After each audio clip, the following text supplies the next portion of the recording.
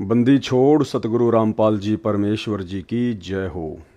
सत्साई भाई और बहनों, दया परमपिता परमेश्वर सतगुरु रामपाल जी भगवान की, जिनके शुभ आशीर्वाद से लगातार इसार जेल से आए हुए इस 80 पेज के लेटर जिसकी पुस्तक बनी हुई है जब जब भूल पड़े, इसके ऊपर हमारे 4 पार्ट कंप्लीट हो चुके हैं। 4 पार्ट देखने के लिए आप जी इस वीडियो के ऊपर जो टाइटल है उसमें लिंक दिए गए हैं, आप जी देख सकते हैं।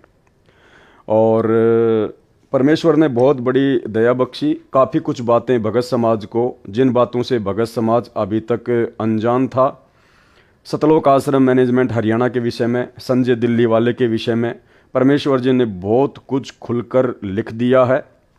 और 80 पेज का ये टोटल लेटर है। इस पर लगभग 4 वीडियो और बनेंगे।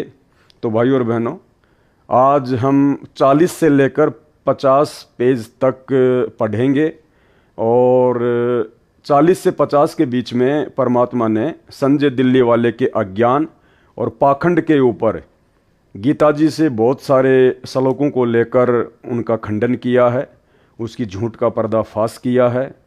तो जहाँ जहाँ आवश्यकता होगी दास आपको विश्लेषण करके समझाएगा, अन्यथा दास आपका कीमती समय बर्बाद नहीं करेगा। जैसे परमेश्वर जी ने लिखा हुआ है वैसे ही दास आपको पढ़ाकर सुनाएगा। और जहां आवश्यकता पड़ेगी, क्योंकि 2-3 पॉइंट ऐसे हैं इन 10 पेज के अंदर जो कि बहुत ही ज़्यादा इम्पोर्टेंट हैं, तो आप सभी भाई बहन बड़े ध्यान से इस वीडियो को देखिएगा। परमात्मा दया करेंगे, बहुत सारी चीज़ें हमारे समझ में आएंगी। तो 40 पेज हमारे कंप्लीट हो चुके थे। आज हम चलेंगे पेज नंबर 41 पर। संत गरीबदास जी ने कहा है कि गरीब मुल्ला माया मग में बैठी हंसा चुन चुन खाई, ज्योति स्वरूपी कहे निरंजन में ही करता भाई। एक न करता दो न करता नो ठहराए भाई, 10वां भी दूंदर में मिलेगा सत्य कबीर दुहाई। तो परमेश्वर कबीर जी ने अर्थात सतगुरु रामपाल जी परमेश्वर जी ने काल से क्या कहा, मैं तेरी असलियत बताऊंगा, कबीर नाम से यथार्थ भक्ति मार्ग पंथ चलाऊंगा, सत्य पुरुष का ज्ञान प्रचार करूंगा। कबीर परमेश्वर जी उस समय अपने पुत्र सहजदास के वेश में थे। कबीर जी कभी अपने पुत्र जोगजित यानी योग संतान के रूप में भी काल ज्योति निरंजन के लोक में आते हैं, इसलिए अपने को छुपाकर लीला किया करते हैं।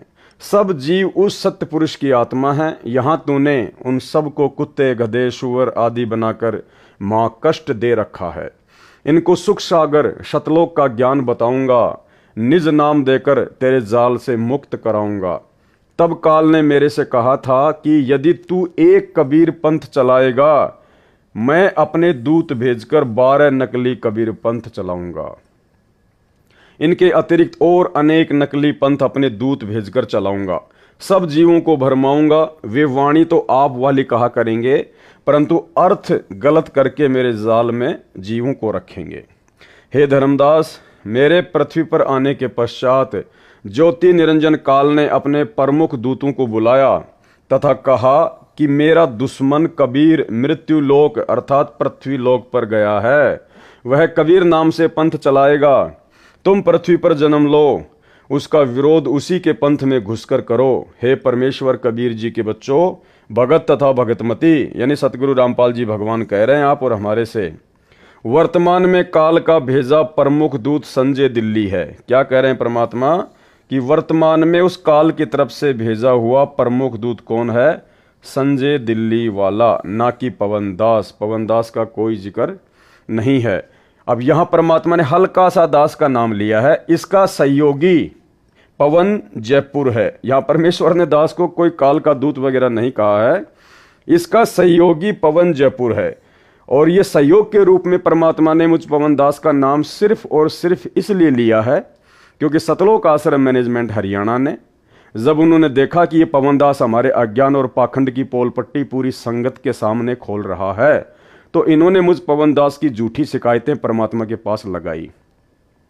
और जैसा कि इस पेज में पहले दास ने आपको दिखाया कि जैसा गुरुदेव भगवान को एक आम व्यक्ति मानकर, अपने जैसा मानुष मानकर उनके परिवार वालों ने जैसा मुझ पवन दास के विषय में उनको बताया, परमात्मा उसी आधार से जवाब दे रहे हैं, इस पुस्तक को लिख रहे हैं। तो सतलोक आश्रम मैनेजमेंट हरियाणा के कहने पर दास का संजय के सहयोगी के रूप में परमात्मा ने नाम ऐड किया है। अन्यथा मुझ पवन दास का सन 2017 से संजय दास से कोई लिंक नहीं है। आज लगभग 6 से 7 वर्ष हो चुके हैं, दास ने उसका चेहरा भी नहीं देखा है। तथा मेरी संगत के वे भगत व भगतमती भी काल प्रेरित हैं, जो इस झूठे कपटी तत्व ज्ञानहीन प्राणी दूत संजय के साथ लगे हैं, ना कि पवन दास के साथ लगे हैं। जो इतना समझाने के पश्चात भी नाम शुद्ध नहीं करवाएंगे, माफी नहीं मांगेंगे, वे भी काल के दूत ही हैं। जो वापस आकर माफी मांगकर नाम शुद्ध करवा लेंगे, वे परमेश्वर कबीर जी के हंस व हंसनी हैं, यानी भगत आत्माएं हैं। यदि उन भगतों व भगतमतियों को काल के दूत वाली झूठी बातों पर विश्वास है कि दान का पैसा सही उपयोग नहीं हो रहा है, सही उपयोग नहीं हो रहा है, तो वे अपना नाम शुद्ध करवाकर भक्ति करें। अब यहां पर गुरुदेव भगवान ने संजय दिल्ली वाले को आधार बनाकर, क्योंकि ये 80 पेज का लेटर खाली संजय दिल्ली वाले के ऊपर ही नहीं भेजा है परमात्मा ने, संजय दिल्ली वाले के कुकर्मों को और अज्ञान को आधार बनाकर परमात्मा ने अपने ही कलयुगी परिवार अर्थात सतलोक आश्रम मैनेजमेंट हरियाणा की भी पोल पट्टी संगत के सामने खोलनी थी। तो परमेश्वर अब दान के विषय में क्या कहने जा रहे हैं। जो भगत समाज आश्रमों से जुड़ा हुआ है और जो अंधा होकर ज्योति पाठ और दान का पैसा उन कुपात्रों को, गुरुदेव के कलयुगी बेटा बेटी भाई बंधु रिश्तेदारों को, सतलोक आश्रम मैनेजमेंट हरियाणा वालों को दे रहा है और अपने कर्म फोड़ रहा है, उनके लिए परमात्मा यहां पर संजय दिल्ली वाले को आधार बनाकर क्या संकेत कर रहे हैं, संगत के लिए परमात्मा का क्या आदेश है। तो गुरुदेव क्या कह रहे हैं कि दान का पैसा सही उपयोग नहीं हो रहा है तो वे नाम शुद्ध करवा कर भक्ति करें, दान ना करें, क्योंकि ये सत्य है। दान रूप में चाहे 1 रुपया हो चाहे लाख रुपया हो, भक्ति का विधान यही कहता है कि दान केवल भगत ने अपने सुपात्र सतगुरुदेव भगवान के हाथों में ही देना होता है, क्योंकि 21 ब्रह्मांड में सतगुरु के अलावा कोई भी सुपात्र नहीं है। तो ये सर्व संगत के लिए परमात्मा का संकेत है, आदेश है। इस पुस्तक जब जब भूल पड़े के माध्यम से हिसार जेल से सतगुरु रामपाल जी भगवान का, दान ना करें, जो भी दान करना है उस पैसे को अलग रखते रहो। यानी आपके मन में अगर दान करने की इच्छा होती है तो आप जी परमात्मा को संकल्प कर लो, अपने घर पर जहां भी आपने परमात्मा का दरबार लगा रखा है, आप वहां पर परमात्मा को संकल्प कर लो कि हे परमपिता परमेश्वर, सारी सृष्टि के रचनहार सतगुरु रामपाल जी परमेश्वर, आपका दास या दासी आप जी को ज्योति का संकल्प करता है या पाठ प्रकाश का संकल्प करता है, या परमात्मा ये 50,000 रुपये या 5,000 रुपये दास आपको संकल्प करता है, परमेश्वर आप जी इसको स्वीकार करें।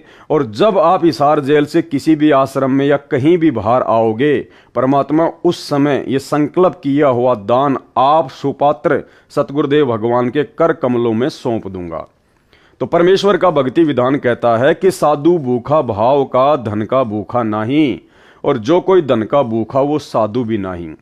और वर्तमान में परमात्मा को किसी के पैसे की आवश्यकता भी नहीं है, क्योंकि पिछले 9 साल से गुरुदेव भगवान शारीरिक रूप से हिसार जेल में हैं। उनको केवल 2 टाइम की रोटी और 2 जोड़ी कपड़े जो प्रशासन उपलब्ध करवाता है, उनके पास आपके दान की एक फूटी कोड़ी भी नहीं जा रही है। आपके दान का सरेआम दुरुपयोग राजनीति में, आरक्षणबाजी में, गुंडों की सीबीआई जांच करवाने में, धनाना गांव में बैडमिंटन का स्टेडियम बनाने में, गांव वालों के लिए बसें एम्बुलेंस चलाने में, रोडे बनाने में, धनाना आश्रम में फालतू में हॉस्पिटल बनाने में, यानी तरह तरह के कुकर्मों में गुरुदेव का काल एजेंट कलयुगी परिवार वर्तमान में आपके द्वारा दिए गए ज्योति पाठ या अन्य दान का दुरुपयोग ही कर रहा है।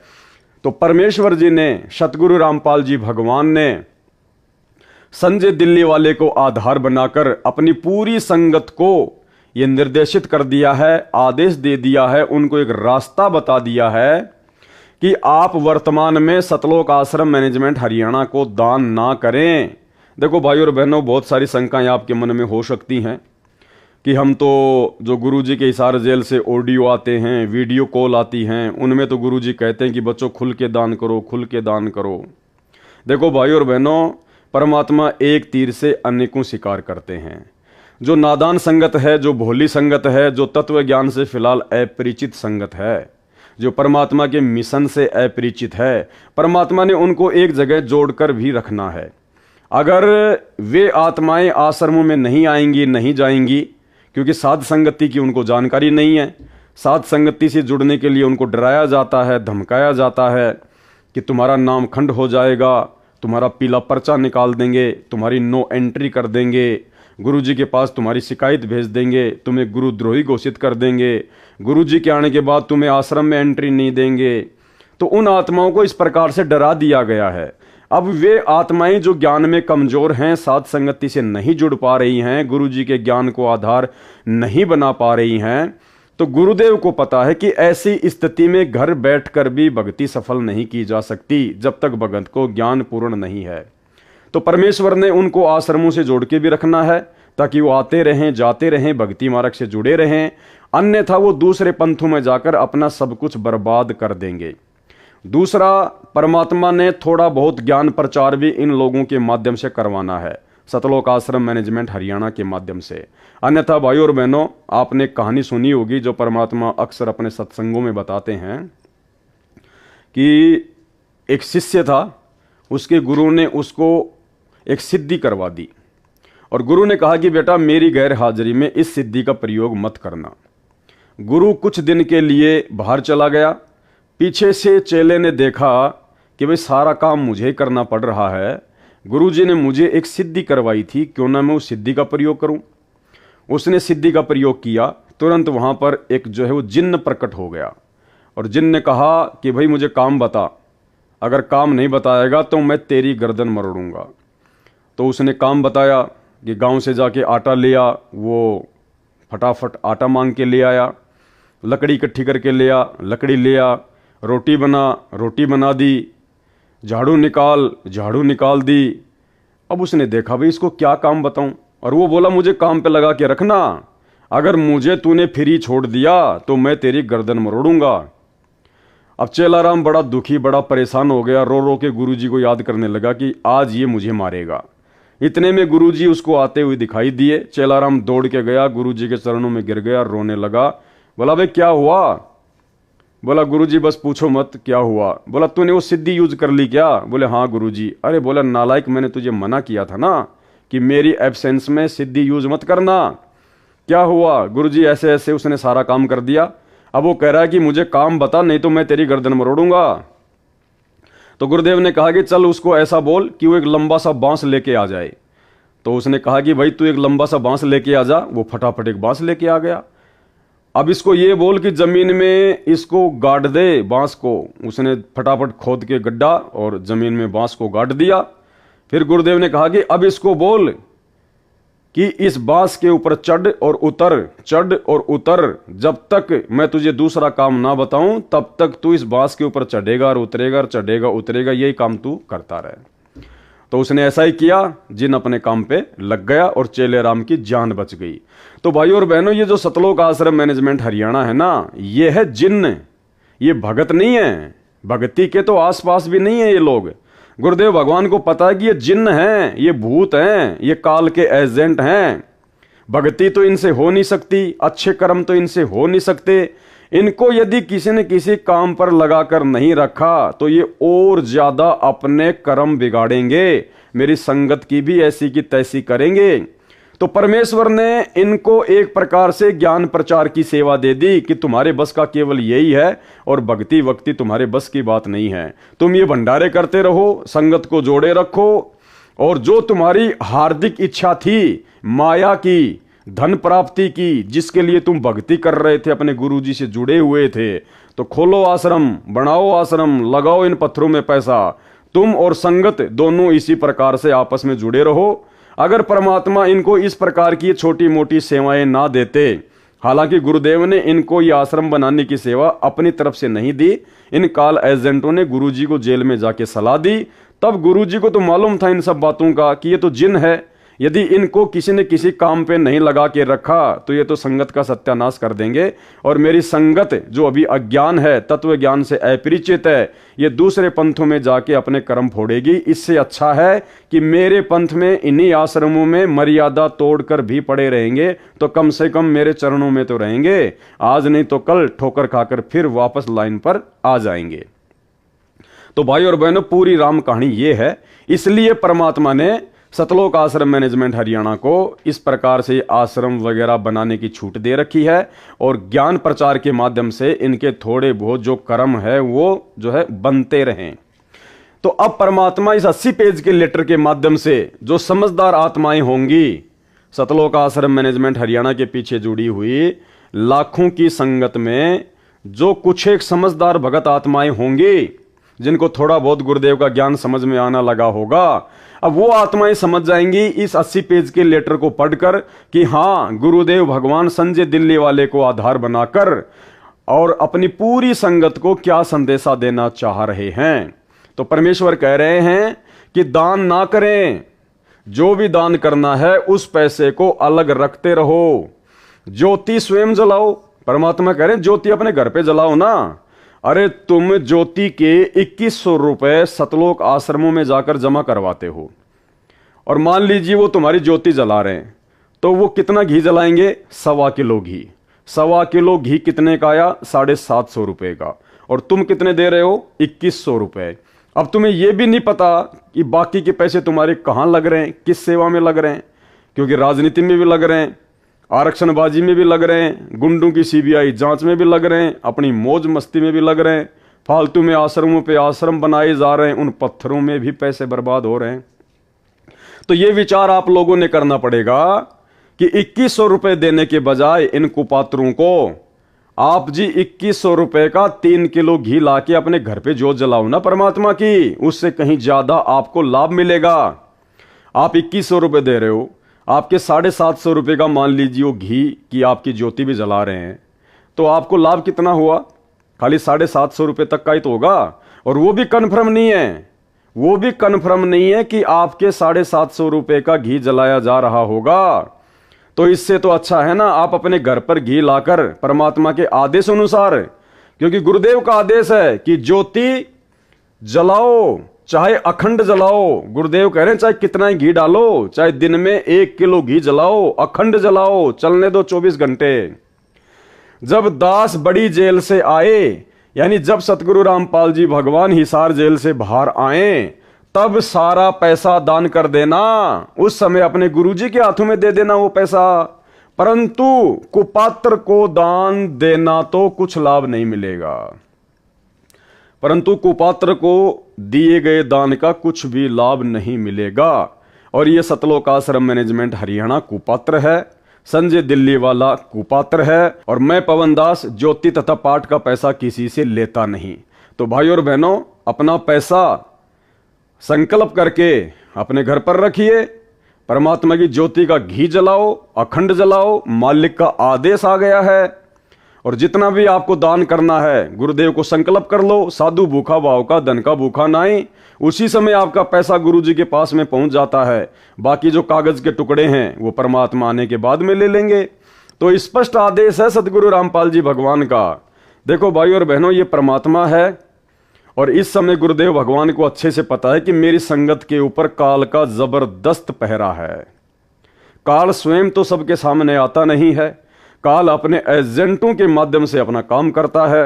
और एजेंट वर्तमान में सतलोक आश्रम मैनेजमेंट हरियाणा बना हुआ है, गुरुजी के बेटा बेटी भाई बंधु रिश्तेदार और ये चंद कोऑर्डिनेटर लोग बने हुए हैं।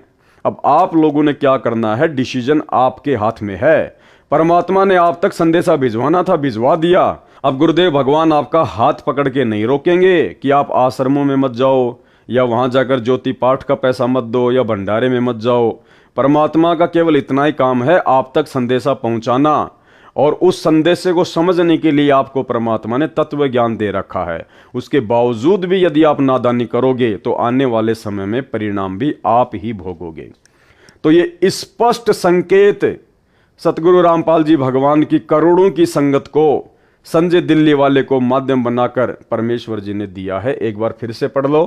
कि दान का पैसा सही उपयोग नहीं हो रहा है तो वे नाम शुद्ध करवा कर भक्ति करें, दान ना करें। जो भी दान करना है उस पैसे को अलग रखते रहो। ज्योति स्वयं जलाओ, अपने घर पर जलाओ, चाहे अखंड जलाओ, कितना ही घी जलाओ। जब दास बड़ी जेल से आए, अर्थात जब सतगुरु रामपाल जी भगवान हिसार जेल से बाहर आए, तब सारा पैसा दान कर देना, परंतु कुपात्र को दान देकर तो कुछ लाभ नहीं मिलता। और यही कारण है पिछले 9 वर्षों से हजारों की संख्या में सतगुरु रामपाल जी भगवान की आत्माएं काल की भेंट चढ़ चुकी हैं, अकाल मौत मर चुकी हैं। इन आश्रमों में आते जाते समय, हिसार की तारीखों पे आते जाते समय, और भी ना जाने बहुत सारे कारणों से, क्योंकि भगत समाज ने सतलोक आश्रम मैनेजमेंट हरियाणा की मनमानियों में बढ़ चढ़ के सहयोग किया है और कुपात्र को दिए गए दान का कोई लाभ मिलता नहीं, परमात्मा ने लिख दिया। और भगत समाज को कोई लाभ मिलना नहीं था, मर्यादा सबकी खंडित हो गई कुपात्रों को ज्योति पाठ और दान का पैसा देने के चलते, उनके मनमाने आचरण में उनका सहयोग करने के चलते, हिसार की तारीखों पे जा जाके प्रशासन को परेशान करने के चलते। मर्यादा किसी की बची नहीं, भक्ति किसी की बन नहीं रही, तो सबकी दुर्गति, घर घर में लड़ाई झगड़ा और कलह इस समय सतलोक आश्रम मैनेजमेंट हरियाणा से जुड़ी हुई संगत में है। तो परमेश्वर क्या कह रहे हैं, इस पत्र में भी यही समझाया है। उनको विचार करना चाहिए, किसको, संगत को, कि उनके लाखों भाई बहन कमेटी वाले सेवादारों को वह नामदान केंद्रों पर मेरे आदेश से दान दे रहे हैं, मेरे परिवार वाले भी वहीं दान दे रहे हैं। अब बताओ सतगुरु रामपाल जी भगवान के परिवार ने कौन से दिन दान किया, बताइए। आप खुद गुरुजी के बेटा बेटी भाई बंधु रिश्तेदारों को सौगंध खिलाकर कि तुझे गुरुजी की सौगंध है, बता तूने कितने रुपए दान दिए बरवाला कांड के बाद में। वो बोलेंगे हम तो दान लेने वाले हैं, देने वाले थोड़ी हैं।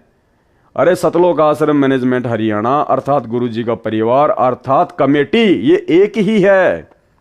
और ये लोग तो दान लेते हैं संगत से, इन्होंने कभी दान दिया नहीं है, ये तो लेते हैं। तो विचार करना चाहिए भाइयों बहनों। परमात्मा ने जो हकीकत थी वो ऊपर बता दी, और यहां गुरुदेव ने संकेत भी कर दिया कि मेरे परिवार वाले भी वहीं पर दान दे रहे हैं, जबकि गुरुदेव का परिवार 1 रुपया भी जेब से निकाल के नहीं देता, 1 रुपया भी, क्योंकि उनके पास में अपना पैसा है ही नहीं, उनके पास में पैसा है ही नहीं। वो तो खुद संगत के दान के ऊपर हराम के टूक तोड़ रहे हैं, संगत के दान के ऊपर अपना पेट भर रहे हैं, वो कहां से दान करने वाले हैं।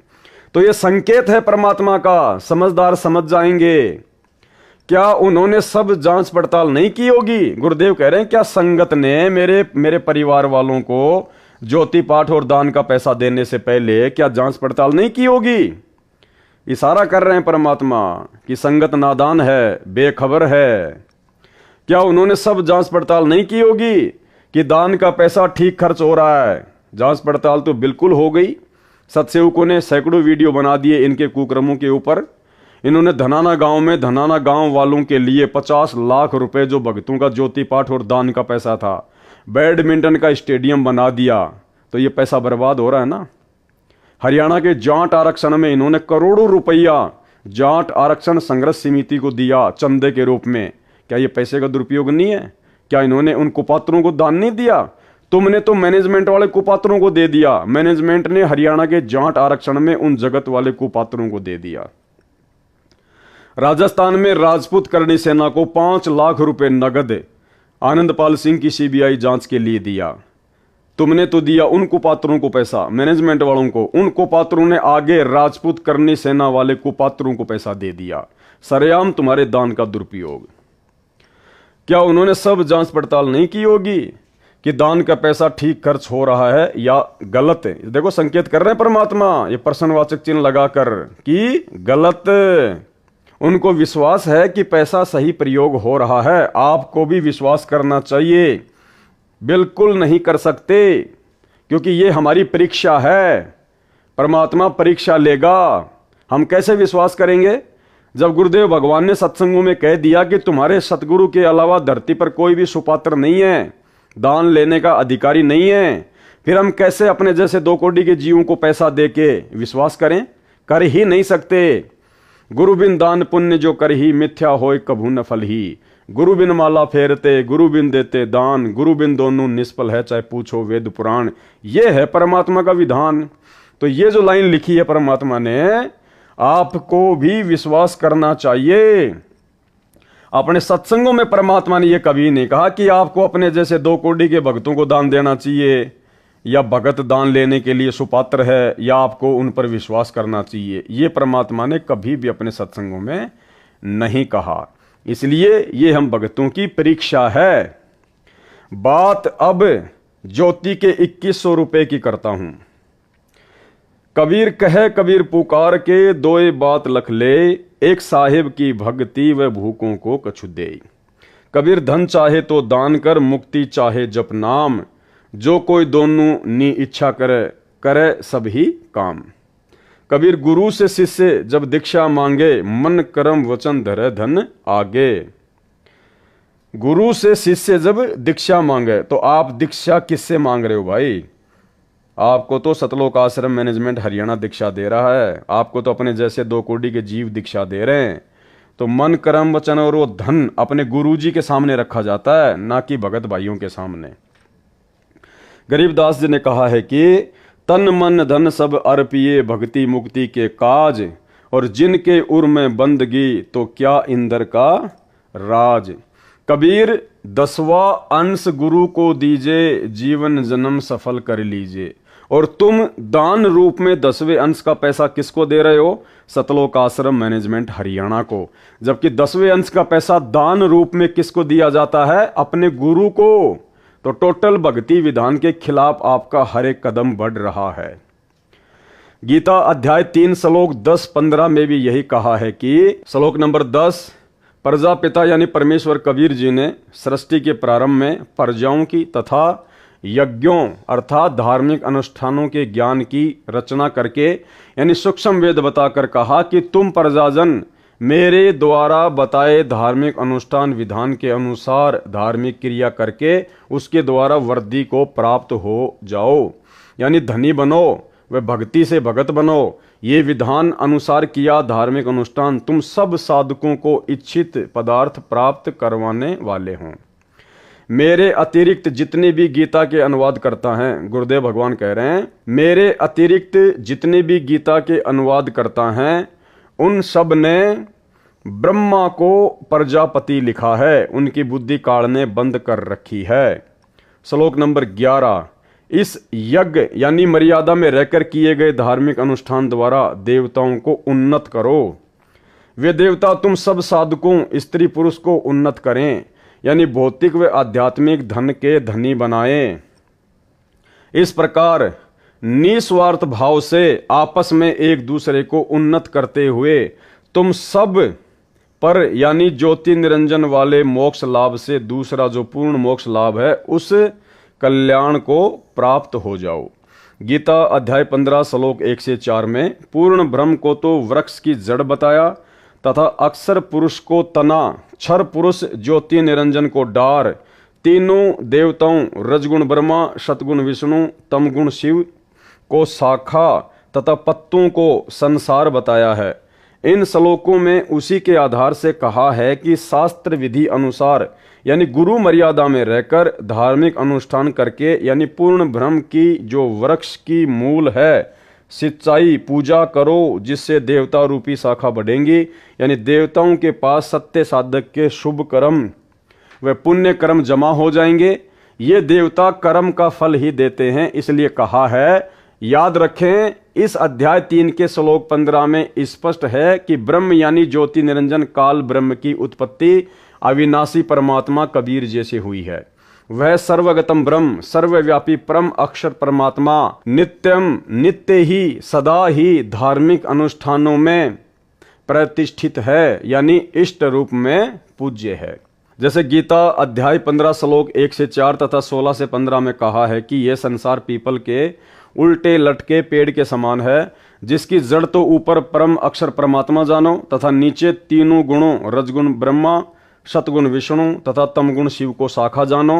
जो इस संसार रूप वृक्ष के सर्व भागों को जानता है कि उस संसार रूप वृक्ष का तना कौन देव है, डार कौन देव है, जड़ कौन प्रभु है, शाखाएं कौन देवता हैं, पत्ते क्या कहें।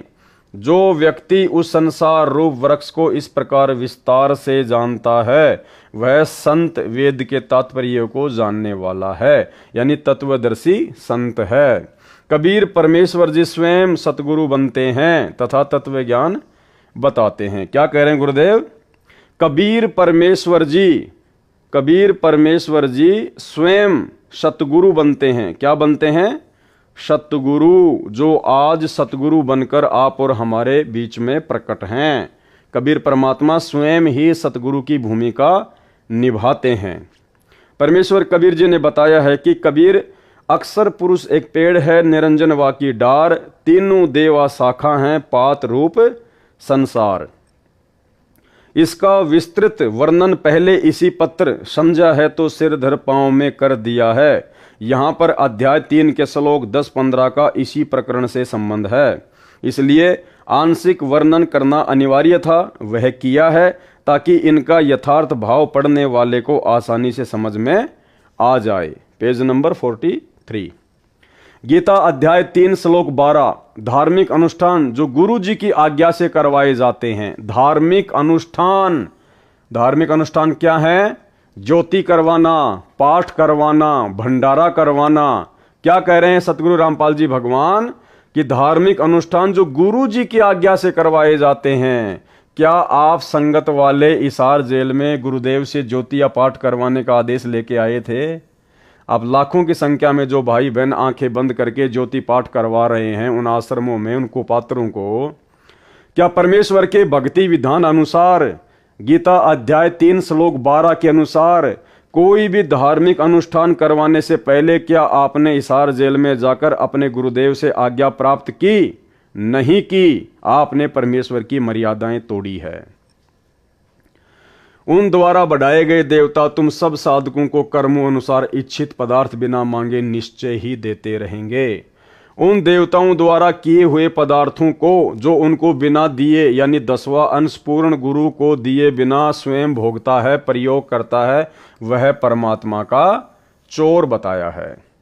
विवेचन गीता अध्याय 15 श्लोक 1 से 4, 16 से 17 का सार यह है कि यह संसार एक वृक्ष के तुल्य जानो, जिसकी जड़ को परम अक्षर ब्रह्म यानी पूर्ण ब्रह्म जानो, तने को अक्षर पुरुष यानी पर ब्रह्म जानो, एक मोटी डार को ज्योति निरंजन काल ब्रह्म यानी क्षर पुरुष जानो, और मानो कि उस डार को 3 शाखाएं हैं, उनको रजगुण ब्रह्मा, सतगुण विष्णु तथा तमगुण शिव जानो। इन तीनों शाखाओं को जितने पत्ते लगे हैं उनको संसार के जीव जंतु मानव जानो। पौधे से पेड़ बनता है, जैसे बीज बोया पौधा बना, उस पौधे की मूल को जल डाला यानी सिंचाई की तो पौधे के सब अंग जैसे तना, डार, शाखा व पत्ते विकसित हुए, पौधा पेड़ बना।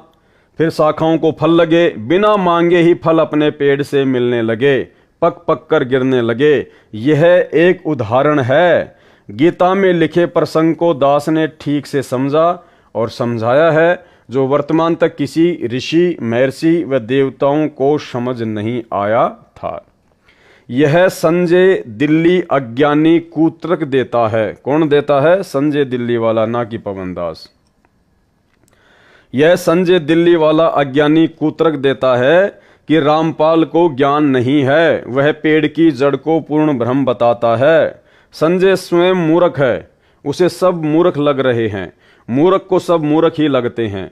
दास ने कहा है कि न तो पेड़ पूर्ण ब्रह्म है, न उसकी जड़, न मिट्टी जिससे पेड़ को पोषक तत्व प्राप्त होते हैं। यह तो प्रकरणवश उदाहरण देकर गीता में तथा सूक्ष्म वेद में अध्याय ज्ञान समझाया है।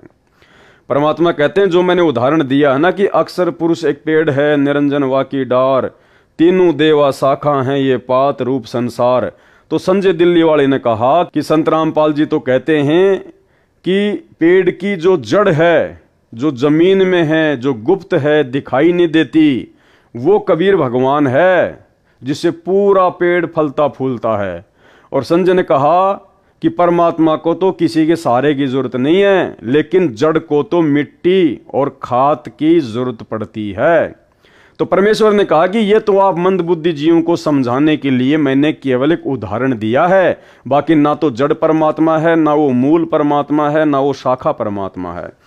ठीक इसी प्रकार भाई और बहनों, जब परमपिता परमेश्वर सतगुरु रामपाल जी भगवान ने सतगुरु की भूमिका निभाते हुए सन 1994 में अपने भक्ति मार्ग को शुरू किया, उस समय यदि ये स्वयं कहते कि मैं कबीर हूं तो कोई भी इनकी भक्ति को स्वीकार नहीं करता।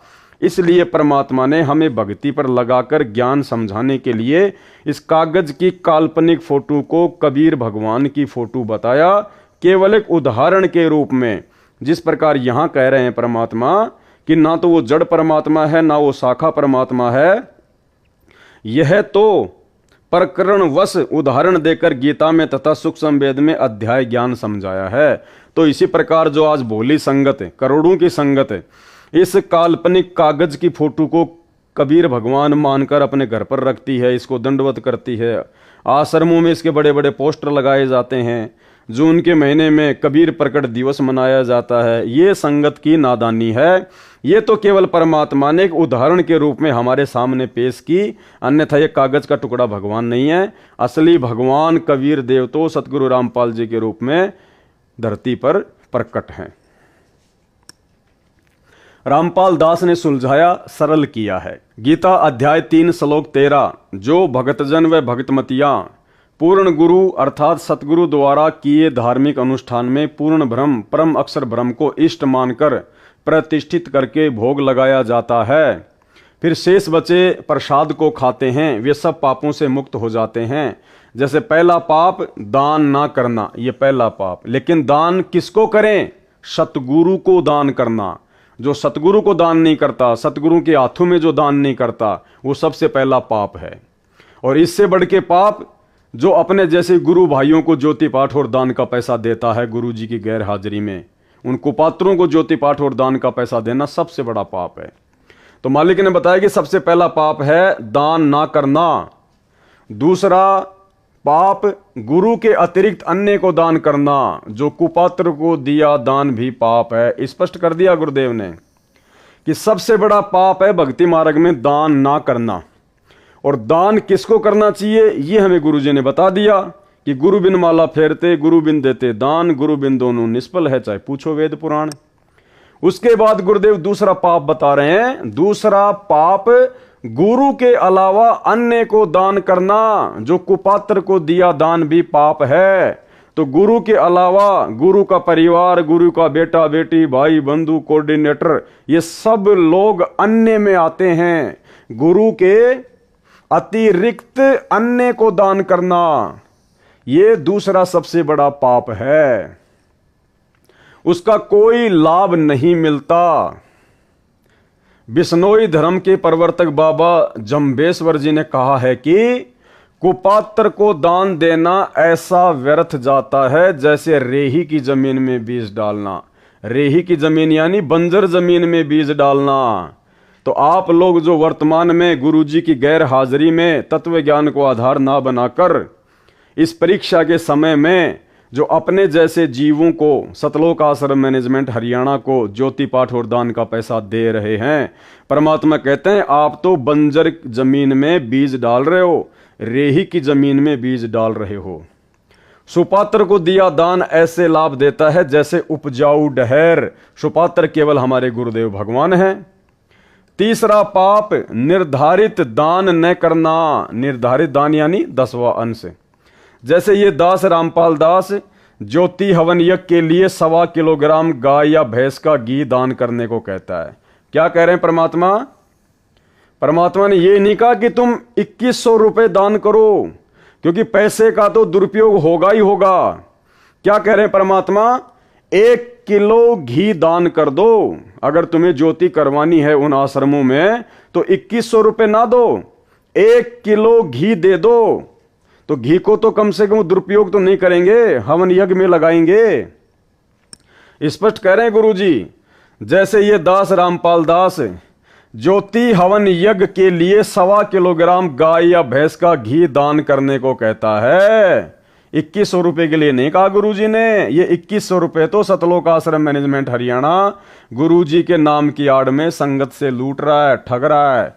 गुरुजी ने स्पष्ट लिख दिया इस पत्र में कि आपको अगर ज्योति भी करवानी है तो केवल 1 किलो गाय या भैंस का घी दे दो, वहां पर पैसे मत दो।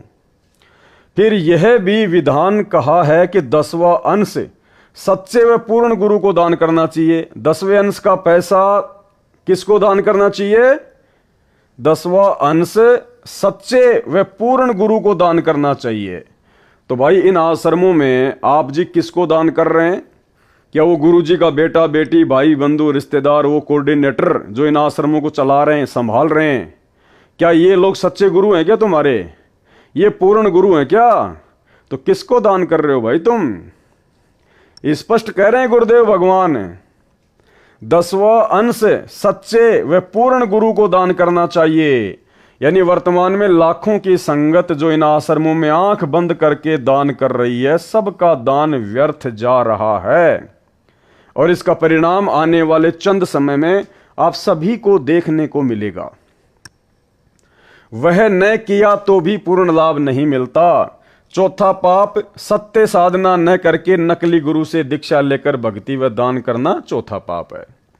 पूर्ण ब्रह्म की पूजा न करके देवी देवताओं को इष्ट रूप में पूजना 5वां पाप है।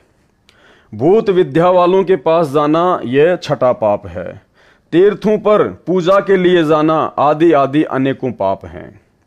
उपरोक्त सब पापों से मुक्ति भक्तों भक्तमतियों को दिलाने के लिए ज्योति यज्ञ के लिए दास रामपाल दास 2100 रुपए दान करने को कहता है। जबकि ऊपर परमात्मा ने स्पष्ट कर दिया कि मैंने कभी नहीं कहा कि आप इन आश्रमों में 2100 रुपया ज्योति का दान करो, क्योंकि यहां तो गुरुजी ने स्पष्ट कर दिया है कि जैसे ये दास रामपाल दास ज्योति हवन यज्ञ के लिए 1.25 किलोग्राम गाय या भैंस का घी दान करने को कहता है। क्या दान करने को कह रहे हैं गुरुजी? केवल घी दान करने को कह रहे हैं 1 किलो। अब ये बात गुरुजी क्यों बोल रहे हैं यहां पर कि जो समझदार होगा वो तो ऊपर मेरी इस बात को आधार बना के समझ जाएगा। आज के बाद इन आश्रमों में जाकर इनको पात्रों को ज्योति पाठ दान का पैसा नहीं देगा, आश्रमों में भी जाना छोड़ देगा, ज्ञान को आधार बनाकर घर को आश्रम बनाकर अपनी भक्ति करेगा, साध संगति से वो जुड़ जाएगा। और जो नादान है, जो अज्ञानी है, वो भाई मैनेजमेंट वालों को 2100 रुपए देते रहेंगे, वो अपने कर्म फोड़ते रहेंगे। क्योंकि ये पुस्तक गुरुजी ने सतलोक आश्रम मैनेजमेंट हरियाणा के माध्यम से संगत तक पहुंचानी थी। अगर परमात्मा यहां पर 2100 रुपए मैनेजमेंट वालों को देने की बात ना कहें तो ये पुस्तक आप और हमारे तक नहीं आती। दूसरी बात, जो अज्ञानी है, जो ना समझ है, जो 2100 रुपए देंगे उससे फिर ज्ञान प्रचार भी होता रहेगा। लेकिन जो ज्ञानी आत्मा होंगी वो अपने परमात्मा के संकेत को यही समझ जाएंगी कि देना है तो केवल 1 किलो घी दो। अगर आश्रम वाले मना करते हैं कि नहीं, और यदि आश्रम वाले यदि देना है तो केवल 1 किलो घी दो, और यदि आप घी लेके जाते हैं, आश्रम वाले आपको मना करते हैं कि नहीं हमें तो 2100 रुपए दो, तो उसी समय समझ जाना आपकी कोई ज्योति हवन यज्ञ नहीं करने वाले, केवल इनको माया चाहिए, इनको पैसे चाहिए। अगर आपको ज्योति ही करवानी है और उनको यदि ज्योति ही करनी है तो ज्योति होगी किससे? घी से। घी आप उनको दे रहे हैं तो उनको क्या आपत्ति है घी लेने में? भाई उनको घी लेने में आपत्ति क्यों? इसका मतलब उन लोगों को केवल माया चाहिए, पैसा चाहिए बर्बाद करने के लिए। तो संकेत कर दिया परमात्मा ने समझदार के लिए, और ना समझ भाई 2100 रुपए देता रहेगा और अपने कर्म फोड़ता रहेगा। तथा अखंड व खुला पाठ करवाने की भी प्रेरणा करता है परमात्मा, ताकि धीरे धीरे 10वां अंश भी गुरु को दान हो जाए। भगत को एक बार 10वां अंश अधिक लगता है, इस विधि से उनको पापों से बचाता है। सन 2015 के बाद हालात सामान्य होने के पश्चात, यानी बरवाला कांड के बाद जैसे ही हालात सामान्य हुए, डरे हुए भगत वापस इकट्ठा होने लगे। प्रतिवर्ष परमेश्वर कबीर जी के प्रकट दिवस पर विशाल भंडारा किया जाता रहा है। सन 2019 में तो हरियाणा तथा मध्य प्रदेश में दोनों जगह भंडारा किया गया था, जिसमें करोड़ों रुपए का पुण्य किया, तथा जंतर मंतर दिल्ली में लगातार 3 वर्ष भंडारा किया। सन 2020 में कोरोना महामारी के कारण कोई कार्यक्रम नहीं किया गया, तो भी टीवी चैनल पर परमात्मा का प्रगट दिवस मनाया, पाठ किया। अब 23 सितंबर 2020 से 3 आश्रमों में लगातार पाठ किए जा रहे हैं। आगे महीने में एक आश्रम में 2 पाठ 5-5 दिन के लिए किए जाएंगे, जो दास रामपाल दास की आज्ञा से किए जा रहे हैं। यानी इन्होंने गुरुजी से आज्ञा मांगी तो गुरुजी ने इनको कहा होगा, अन्यथा इस परीक्षा के समय में गुरु अपनी तरफ से कोई आदेश किसी को नहीं देगा। महापुण्य प्रदान करेंगे। इसके अतिरिक्त भूखों को घर घर जाकर भोजन सामग्री बांटी जा रही है। कबीर परमेश्वर जी ने कहा है कि कहे कबीर पुकार के दोए बात लख ले, एक साहिब की बंदगी और भूखों को कछु दे। देखो भाई और बहनों, भूखे को भोजन खिलाना बहुत अच्छी बात है, लेकिन गुरुदेव भगवान ने हमें क्या आदेश दिए सत्संगों में? हमें परमात्मा ने बताया कि हमने जा जाकर किसी को भोजन सामग्री बांटनी नहीं है। अगर आपके द्वार पर कोई भूखा आ जाता है, उसको आप जी भोजन खिलाइए, ना कि भोजन के पैकेट बना बना के दुनिया को झुग्गी झोपड़ियों में बांटना है। जबकि सतलोक आश्रम मैनेजमेंट हरियाणा ने कोरोना में यही किया था। इन्होंने ट्रैक्टरों में भर भर के सामान, आटा, चावल, दाल, चाय पत्ती, चीनी, इन्होंने जा जा के बांटी। लेकिन परमात्मा का क्या आदेश है भाई? वो तो परीक्षा चल रही है। परमात्मा तो आदेश देकर भी सर में जूते मरवाता है। जब परीक्षा लेनी होती है तब। वो कहानी सुनाई ना मैं गुरुजी ने सत्संग में। एक संत था, उसके बहुत सारे शिष्य थे, और संत उनको शिक्षा दिया करता था कि भाई जो गुरुजी की आज्ञा नहीं मानता वो तो नरक में जाता है, और जो अपने गुरुजी की तरफ हाथ भी कर देता है वो तो बहुत भयंकर सजा पाता है। तो सब बड़े ध्यान से सुन रहे थे। तब संत ने कहा कि भाई मेरा आदेश है, अपने पैर का जूता निकालो और मेरे सर में 5-5 जूते मारो। अब सारे शिष्य धर्म संकट में पड़ गए। बहुत देर हो गई, तब गुरु ने कहा, अरे क्या हुआ? मैं तुम्हें यही शिक्षा देता था क्या?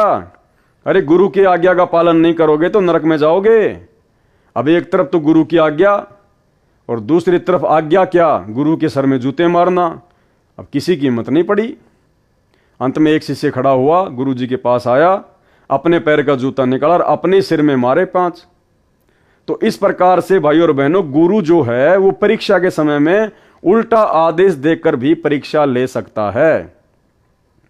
और अगर इनको आदेश सतगुरु रामपाल जी भगवान की ओर से था कोरोना के समय में जा जाकर लोगों को सामग्री बांटने का, तो ये उनकी परीक्षा थी जिसमें वो लोग फेल हो गए।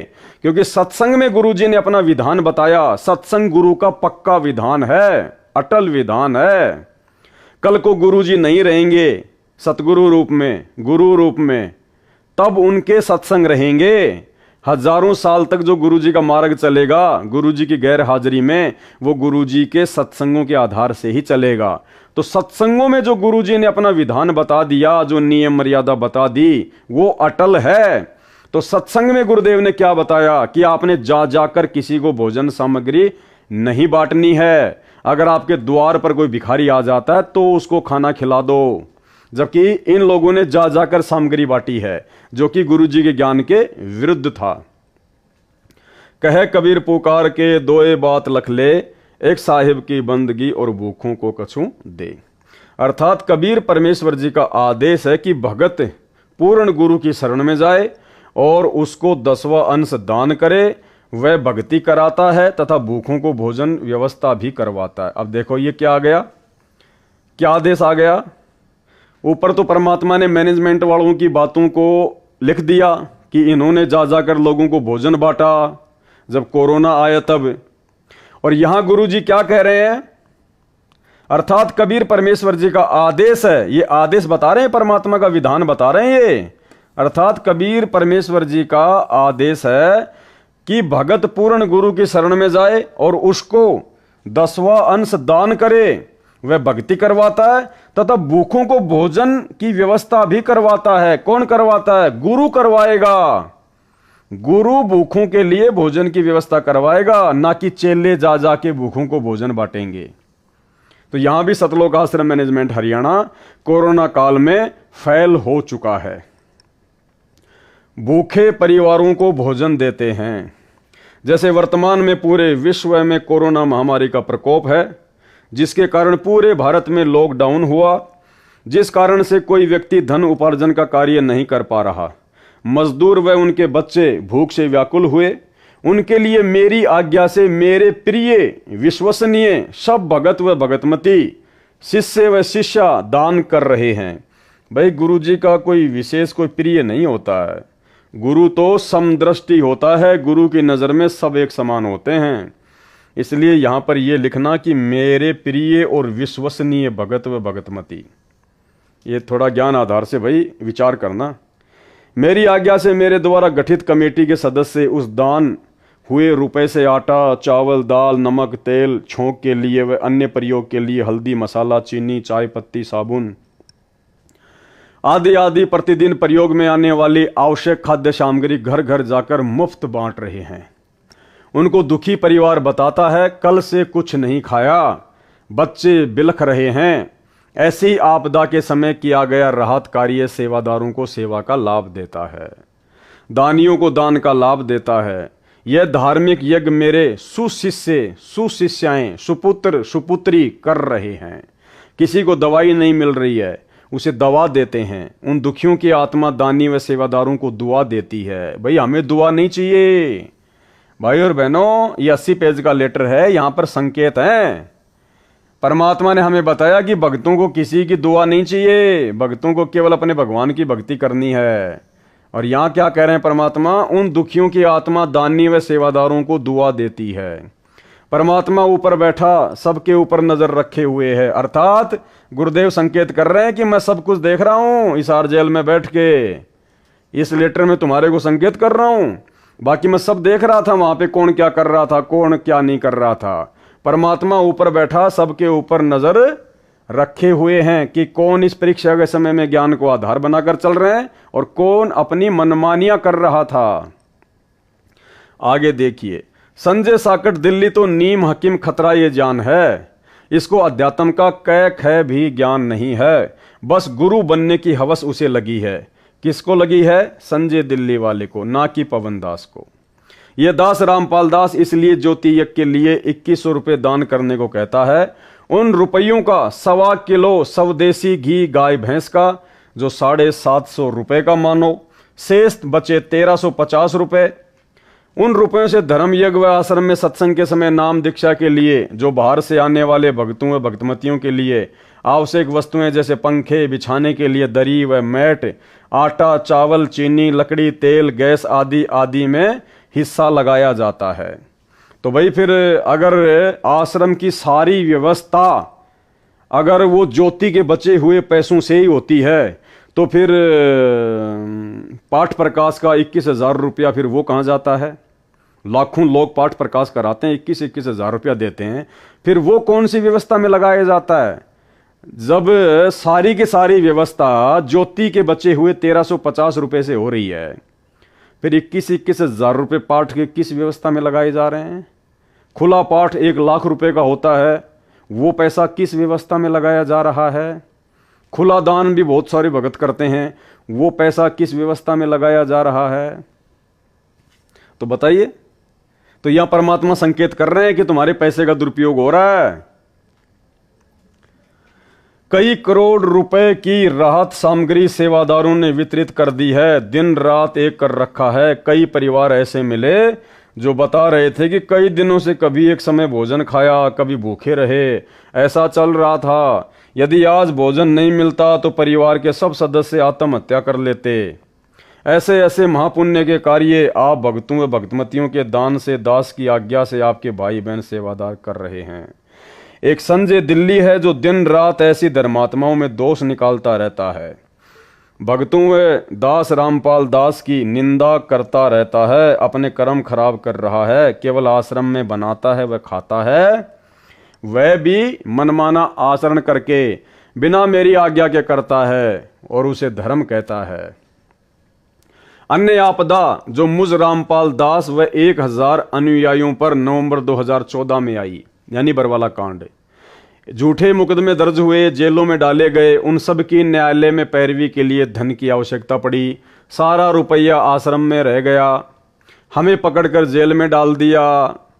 उस समय वकील करने थे, उनकी फीस देनी थी, कुछ ज्ञान के पूरे, गांठ के पूरे धनवान भक्तों ने कहा कि जो भी न्यायालय के राहत पाने के लिए धन की आवश्यकता है वह सब खर्च हम वहन करेंगे।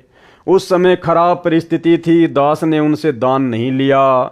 जबकि भाइयों और बहनों, दास के पास में लेटर है, हिसार जेल से भेजा हुआ लेटर बताया जाता है सतलोक आश्रम मैनेजमेंट हरियाणा के द्वारा। उस लेटर में गुरुजी को भिखारी बना दिया गया। गुरुजी 50 लाख रुपए की उधार मांग रहे हैं एक भगत से, राजेंद्र से, 50 लाख रुपए की, कि भाई तू मेरे को उधार दे दे 50 लाख रुपए, और जब मैं हिसार जेल से बाहर आऊंगा ना तब तेरे को वापस दे दूंगा। क्या हमारे परमात्मा अपने भक्तों से इस प्रकार भीख मांगेंगे क्या? तो इन्होंने हर प्रकार से संगत को गुरुजी के आड़ में ठगा है जमकर। सारी संगत के दान से लगाया, क्योंकि प्रत्येक पुण्य के काम में प्रत्येक का कुछ न कुछ भाग लगना चाहिए। जो भगत जेलों में डाले गए उनका सारा खर्चा जेल का व कुछ रुपए उनके घर पर प्रति महीने खर्चे के भेजे जाते हैं। कुछ ऐसे भगत भी हैं जिन्होंने अपने वकील स्वयं किए तथा घर का खर्च भी कुछ एक नहीं लेते, परंतु उनकी संख्या नाम मात्र है। 940 भगत प्रत्येक तारीख पेशी पर हिसार आते हैं। उनके भोजन की व्यवस्था भी भगतों के दान से मुफ्त की जाती है। उनको जाते समय 2 दिन का भोजन भी साथ दिया जाता है जो दूर स्थान से आते हैं। उनको आने जाने का किराया भी दिया जाता है। कुछ एक किराया नहीं लेते, वे नाम मात्र ही हैं। इससे भगतों को महसूस नहीं हो रहा है कि हम कष्ट उठा रहे हैं, क्योंकि उनको दास के सत्संगों से ज्ञान भी हो गया है। परमेश्वर कबीर जी ने कहा है, कबीर मानव संसारी लगन में दुख सहे करोड़ा, सतगुरु शरण में आए के जो दुख सहे सो थोड़ा। अर्थात मानव स्त्री पुरुष अपने सांसारिक कार्यों में अनेकों कष्ट सहन करते हैं, मुकदमे भी होते हैं, जेलों में भी जाते हैं, यात्रा में गर्मी सर्दी में आते जाते हैं, पैसे भी खर्च होते हैं, समय भी व्यर्थ जाता है, कष्ट भी उठाते हैं। कभी कभी तो सर्दी के मौसम में रेलवे स्टेशन पर एक चद्दर में रात गुजारनी पड़ जाती है। किसी की पुत्र वधू ने आत्महत्या कर ली, सारा परिवार जेल में, धन खर्च, कष्ट भी, घर का नाश हो जाता है। इसके विपरीत भगत परमात्मा की भक्ति व सतगुरु शरण में जो कष्ट उठाते हैं उनका समय व्यर्थ नहीं होता। वे भक्ति सुमरण करते करते यात्रा करते हैं, उनका खर्च हुआ किराया धर्म माना जाता है। जो हिसार कोर्ट में केस में हाजिरी के लिए तारीखों पर आते हैं उनको आम के आम, गुटलियों के दाम दोनों मिलते हैं। जैसे अनेकों अनुयायी गुरुजी के दर्शन व जेल धाम पर दंडवत प्रणाम करने महीने में कई बार आते हैं, जो निकट के निवासी हैं, दूर दूर स्थान वाले भी महीने में 2 महीने में दंडवत प्रणाम करने संत दर्श को चलने का पुण्य लाभ लेने आते हैं। अब भाइयों और बहनों, संत दर्श का पुण्य लाभ ऐसे नहीं मिलता है। संत दर्श का पुण्य लाभ जब मिलता है जब आपको संत के दर्शन हो, संत का आशीर्वाद मिले, उसको संत दर्श का लाभ मिलता है। संत दर्श को चालिए तज माया अभिमान, और ज्यों ज्यों कदम आगे धरे त्यों त्यों यज्ञ समान। ये वाणी परमात्मा ने किस परिस्थिति में बोली थी? जब द्वापर युग में पांडवों का यज्ञ सफल नहीं हो रहा था और श्री कृष्ण जी 5 पांडवों को नंगे पैर सुदर्शन सुपच की झोपड़ी में लेके गए थे, उस समय के लिए परमात्मा ने ये वाणी बोली है कि संत दरस को चालिए तज माया अभिमान, क्योंकि श्री कृष्ण जी और 5 पांडव 2-3 किलोमीटर पहले ही अपने रथ से नीचे उतर गए थे, नंगे पैर हो लिए थे और परमात्मा की झोपड़ी तक गए थे। और जब वो झोपड़ी में गए तो सुपथ सुदर्शन के रूप में उनको परमात्मा के दर्शन भी हुए। क्या आज वर्तमान में हिसार जेल के आगे नाक रगड़ने वालों को संत रामपाल जी के दर्शन हो रहे हैं? क्या संत रामपाल जी का आशीर्वाद मिल रहा है? इसलिए भाइयों और बहनों, ये आप और हमारी ये परीक्षा है। इस वाणी का फायदा उठाकर सतलोक आश्रम मैनेजमेंट हरियाणा वालों ने हमारे को मूर्ख बनाया। अगर हिसार जेल के आगे जाकर नाक रगड़ने से, दंडवत प्रणाम करने से ही गुरु जी का आशीर्वाद मिलता है, तो भाई फिर बाकी दिन जो आप अपने घर पर आरती के समय, सत्संग सुनने से पहले या वैसे सुबह शाम जो गुरुजी को दंडवत प्रणाम करते हो अपने घर पर, इसका मतलब उस दंडवत का तो कोई लाभ आपको नहीं मिल रहा, क्योंकि लाभ तो आपको हिसार जेल के आगे जाकर दंडवत करने से ही मिलेगा। क्या आपके घर पर परमात्मा नहीं है? क्या आपके घर पर आपके गुरुदेव भगवान विराजमान नहीं है? अगर आपके घर पर गुरुजी विराजमान नहीं है तो घर पर आप जो दंडवत करते हैं तो क्या दीवारों के सामने करते हैं? क्या जो आप ज्योति जलाते हैं अपने घर पर तो क्या आप दीवारों के सामने जलाते हैं? क्या आपके घर पे परमात्मा नहीं है? तो यहाँ सतलोक आश्रम मैनेजमेंट हरियाणा ने परमात्मा की इस वाणी का फायदा उठाकर ज्यादा से ज्यादा संख्या में भक्तों को इशार तारीखों पर बुलवाया ताकि कोर्ट की कार्यवाही में बाधा उत्पन्न हो। तो ये हमारी ज्ञान की परीक्षा है वर्तमान में। मात्र हिसार जेल के आगे जाने से, माथा रगड़ने से कोई लाभ नहीं मिलेगा। परमात्मा कहते हैं मोकों कहाँ ढूंढे रे बंदे, मैं तो तेरे पास में। और हम रोज संध्या आरती पढ़ते हैं, गुरुदेव क्या कहते हैं? घट ही में गंगा, घट ही में जमुना, घट ही में है जगदीश सतगुरु तारेंगे। तो जगदीश कौन है? जगदीश है सतगुरु रामपाल जी भगवान, कबीर भगवान। तो जितने भी लोग हिसार की तारीखों पर जाया करते थे वो सब के सब लोग अपनी अज्ञानता को जाहिर किया करते थे। ठीक है, यदि वैसे आपको कोई काम है, आपको हिसार जाना है और यदि आपका जेल से होकर रास्ता है, आपका जेल के आगे से होकर आपको जाना पड़ता है, तो आप जी वहां पर दंडवत कीजिए, कोई दिक्कत नहीं है। लेकिन स्पेशली यदि आप जी दंडवत करने के लिए हिसार जेल जाते हैं तो ये भगत की ज्ञानहीनता है। कबीर संत मिलन को चालिए तज माया अभिमान, जो जो कदम आगे रखे सो सो यज्ञ समान। संत मिलन को चालिए। क्या आपको संत मिलता था? क्या आपको गुरुजी मिलते थे? क्या गुरुजी के आपको दर्शन होते थे हिसार जेल के आगे? नहीं होते थे। तो आपका जाना व्यर्थ है। आप व्यर्थ में अपना समय और अपने समाज से बर्बाद किया करते थे। अर्थात कबीर परमेश्वर जी ने कहा है कि हे भगत भगतमती, पूर्ण संत यानी अपने सतगुरु के दर्शन के लिए अपने धन व पद का अभिमान त्याग चलना। ऐसे संत दर्शन के लिए चलते हैं, उनका प्रत्येक कदम एक एक यज्ञ के तुल्य लाभ देता है। उस समय में पैदल यात्रा ही हुआ करती, घोड़े से या रथ आदि से कोई इक्का दुक्का ही भगत संत के पास जाता था। इसलिए कदम की गणना बताई है। वर्तमान में वाहन से ही यात्रा अधिक है, उनको भी कदम के हिसाब से लाभ मिलेगा, क्योंकि आसाम, मध्य प्रदेश, गुजरात, राजस्थान का दूर स्थान, बिहार आदि दूर देश प्रदेश से गाड़ी से आना भी खाला जी का घर नहीं है।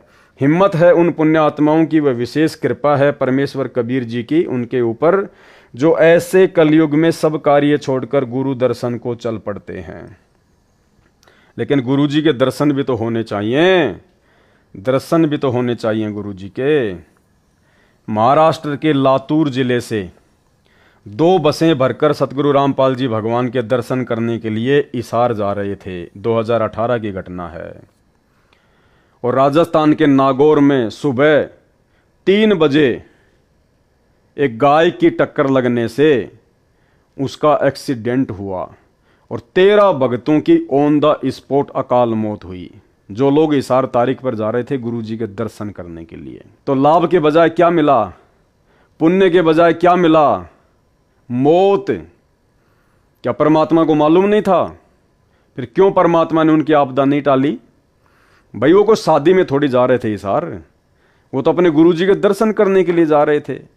हिसार जेल के आगे माथा रगड़ने के लिए जा रहे थे। फिर क्यों अकाल मौत को प्राप्त हो गए? क्योंकि वो मनमाना आचरण था। मनमाना आचरण वो वीडियो दास आपको बहुत बार दिखा चुका है, एक बार अब भी दिखा देता हूं ताकि आपको यकीन हो। नमस्कार, वन इंडिया हिंदी में आपका स्वागत है। राजस्थान के नागौर में शनिवार तड़के बड़ा हादसा हो गया। नागौर के कुचामन सिटी के पास 2 मिनी बसें बेकाबू होकर पेड़ से टकरा गई। इस हादसे में 12 लोगों की मौत हो गई, जबकि दर्जन भर लोग घायल हैं। घायलों को स्थानीय अस्पताल में भर्ती कराया गया है। पुलिस के मुताबिक महाराष्ट्र के लातूर और सोलापुर के लोग 2 मिनी बस में सवार होकर हरियाणा के हिसार जा रहे थे। बस किशनगढ़ हनुमानगढ़ मेगा हाईवे से कुचामन सिटी के पास से गुजर रही थी, तभी सामने लावारिस गौवंश आ गए। इन्हें बचाने की कोशिश में एक मिनी बस बेकाबू हो गई और सड़क किनारे खिजड़ी के पेड़ से जा टकराई। उसके पीछे चल रही बस भी बेकाबू हो गई और पेड़ से टकरा गई। वहीं इस दर्दनाक हादसे में एक बच्ची और 4 महिलाओं समेत 12 लोगों की मौत हो गई। वहीं दोनों बसों में सवार यात्रियों में से 10 लोग घायल हैं, जिनमें से 6 की हालत बेहद गंभीर बताई जा रही है। फिलहाल इस खबर में इतना ही। तमाम अपडेट्स के लिए बने रहिए वन इंडिया हिंदी के साथ। तो भाई और बहनों, वीडियो आपने देख लिया। अब आपको यकीन हो जाना चाहिए कि हम जो भक्ति कर रहे हैं वो सत्य पुरुष की भक्ति कर रहे हैं। ये सौद स्वरूपी राम है। ये शरीर तो केवल एक दिखावा है, असल में ये कबीर परमात्मा है, तेज पुंज की देह है। कहे कबीर, सुनो बे साधो, मैं तो हूं विश्वास में। और जिसको विश्वास नहीं है कि गुरुजी मेरे घर पर नहीं है, गुरुजी तो जेल में बैठे हैं, वो सबसे बड़ा अज्ञानी है। मोकू कहां ढूंढे रे बंदे, मैं तो तेरे पास में। न गर्मी देखते हैं न सर्दी देखते हैं, धन्य है उनके माता पिता जिनसे जन्म लिया। धन्य ये भगत भगतमती जिनमें यह प्रबल प्रेरणा बनी है। इनको पूर्ण ज्ञान है। सांसारिक लगन में भी तो अनेकों कष्ट भोगने पड़ते हैं। परमात्मा प्राप्ति के लिए यह कष्ट कुछ भी नहीं है। इनका बेड़ा पार होगा। कुछ पाने के लिए कुछ करना भी पड़ता है। अगर इतना ही पुण्य जबरदस्त भक्तों को हिसार की तारीखों पर जाने से, हिसार जेल के आगे जाकर दंडोत प्रणाम करने से मिलता है, तो भाई पिछले 3 वर्षों से कोरोना के बाद में क्यों एक भी भगत हिसार जेल के आगे नहीं जा रहा? क्यों पहले की तरह संगत को हिसार की तारीख पर जाने के लिए मैसेज नहीं डाला जा रहा? क्या मैनेजमेंट नहीं चाहता कि भक्तों के पुण्य बने, भगत तुरंत सतलोक चले जाएं? तो भाई और बहनों, संकेतों को समझो, परमात्मा के संकेतों को। काल के दूत संजय दिल्ली ने भक्तों को जेल धाम हिसार में आने से रोका। कहा कि हिसार नहीं जाना, मेरे पास आना। यह संगत को उपरोक्त संत मिलन को चलने वाले पुण्य से वंचित करवाकर भक्ति हानि करवाना चाहता था। परंतु दास के आदेश के पश्चात और अधिक संगत हिसार आने लगी, जबकि आदेश किसी ने नहीं सुना। गुरुजी का किसी ने नहीं सुना कि भाई तुम हिसार की तारीखों पे आओ, हिसार की तारीखों पे आओ। जब तक सूरज चांद रहेगा भक्तों भक्तमतियों तुम्हारा नाम रहेगा। कौन से भगत और भक्तमतियों का? जो ज्ञान को आधार बनाकर चल रहे हैं उनका इस परीक्षा के समय में। इस प्रकार जो मुकदमे में हैं वे मुकदमे की सेवा में हिसार कोर्ट में पेशी पर आते हैं, उनको भी यही लाभ मिलता है। उनको तो मार मार खीर खिलाई जा रही है। किनको? जिन लोगों के ऊपर बरवाला कांड में मुकदमे लगे थे। गुरुदेव कह रहे हैं उनको तो मार मार खीर खिलाई जा रही है। इसका अर्थ यह है कि यदि उन भक्तों के ऊपर परमात्मा बरवाला कांड में मुकदमे नहीं लगवाता तो वो भगत अब तक परमात्मा से दूर हो चुके होते, वो भक्ति छोड़ चुके होते। या तो अपनी पहले वाली पूजा पाठ में लग जाते या दूसरे पंथों में चले जाते। लेकिन अच्छी आत्माएं थी, इसलिए परमात्मा ने उनको अपने चरणों में लगाए रखने के लिए उनके ऊपर मुकदमे लगवाए, ताकि वो मजबूरी वश परमात्मा से जुड़े रहें, अपने गुरुजी से जुड़े रहें। इसलिए परमात्मा कह रहे हैं उनको तो मार मार के खीर खिलाई जा रही है। धन्य भाग है उनका, पूर्ण ज्ञान है उनको भी, नहीं तो विचलित हो जाते। कोई भी टस से मस नहीं हुआ। 1-2 ज्ञान में कच्चे थे, वह उसके संजय दिल्ली के जाल में फंसे हैं, ना कि पवन दास के जाल में। गीता अध्याय 3 श्लोक 14-15 का सरलार्थ। संपूर्ण प्राणी अन्न से उत्पन्न होते हैं, क्योंकि नर मादा से उत्पत्ति उनके शरीर से निकले बीज से होती है। बीज अन्न खाने से बनता है। इसलिए कहा है अन्न की उत्पत्ति वृष्टि बारिश के जल से होती है। पहले समय में सब कृषि बारिश पर निर्भर थी। इसलिए कहा है बारिश यज्ञ धार्मिक अनुष्ठान जो विधि विधान से किया जाता है उससे होती है। धार्मिक अनुष्ठान शास्त्रों में वर्णित विधि से किए कर्मों से होता है। कर्म काल ब्रह्म ने उत्पन्न किए, क्योंकि काल ब्रह्म ज्योति निरंजन के लोक में सब प्राणियों को कर्म करके ही खाने पीने की सुविधाएं मिलती हैं। केवल सतलोक जो सबका निज घर है उसमें बिना कर्म किए सब सुविधाएं मिलती हैं। और ब्रह्म यानी क्षर पुरुष यानी ज्योति निरंजन की उत्पत्ति अविनाशी परमात्मा यानी पूर्ण ब्रह्म कबीर जी से जान। ज्योति निरंजन की उत्पत्ति किससे? पूर्ण ब्रह्म कबीर साहिब से। इससे स्वयं सिद्ध है कि सर्वगतम ब्रह्म परम अक्षर ब्रह्म सदा ही धार्मिक अनुष्ठानों में प्रतिष्ठित है। सर्वगतम ब्रह्म का अर्थ है जिस परमात्मा की सत्ता सबके ऊपर है, जो सब जगह निर्बाध जा सकता है, ब्रह्मा, विष्णु तथा शिव तीनों काल ब्रह्म के निज निवास 21वें ब्रह्मांड में नहीं जा सकते। ये सर्वगतम सर्वव्यापी नहीं है। काल ब्रह्म क्षर पुरुष अक्षर पुरुष के लोक में नहीं जा सकता। यह भी सर्वगतम ब्रह्म अर्थात सर्वव्यापी परमात्मा नहीं है। अक्षर पुरुष परम अक्षर ब्रह्म के सतलोक में नहीं जा सकता, इसलिए यह भी सर्वगतम ब्रह्म अर्थात सर्वव्यापी परमात्मा नहीं है। परंतु परम अक्षर ब्रह्म अर्थात कबीर देव सतगुरु रामपाल जी भगवान सत्य पुरुष कबीर जी सब लोकों में निर्बाध रूप से जा सकता है। वेद भी कहते हैं कि पूर्ण परमात्मा ऊपर सबसे ऊपर के लोक में बैठा है, वहां से चलकर पृथ्वी पर आता है। रास्ते में अक्षर पुरुष का लोक भी है, उसमें भी आता है, फिर क्षर पुरुष के लोक में पृथ्वी पर आता है।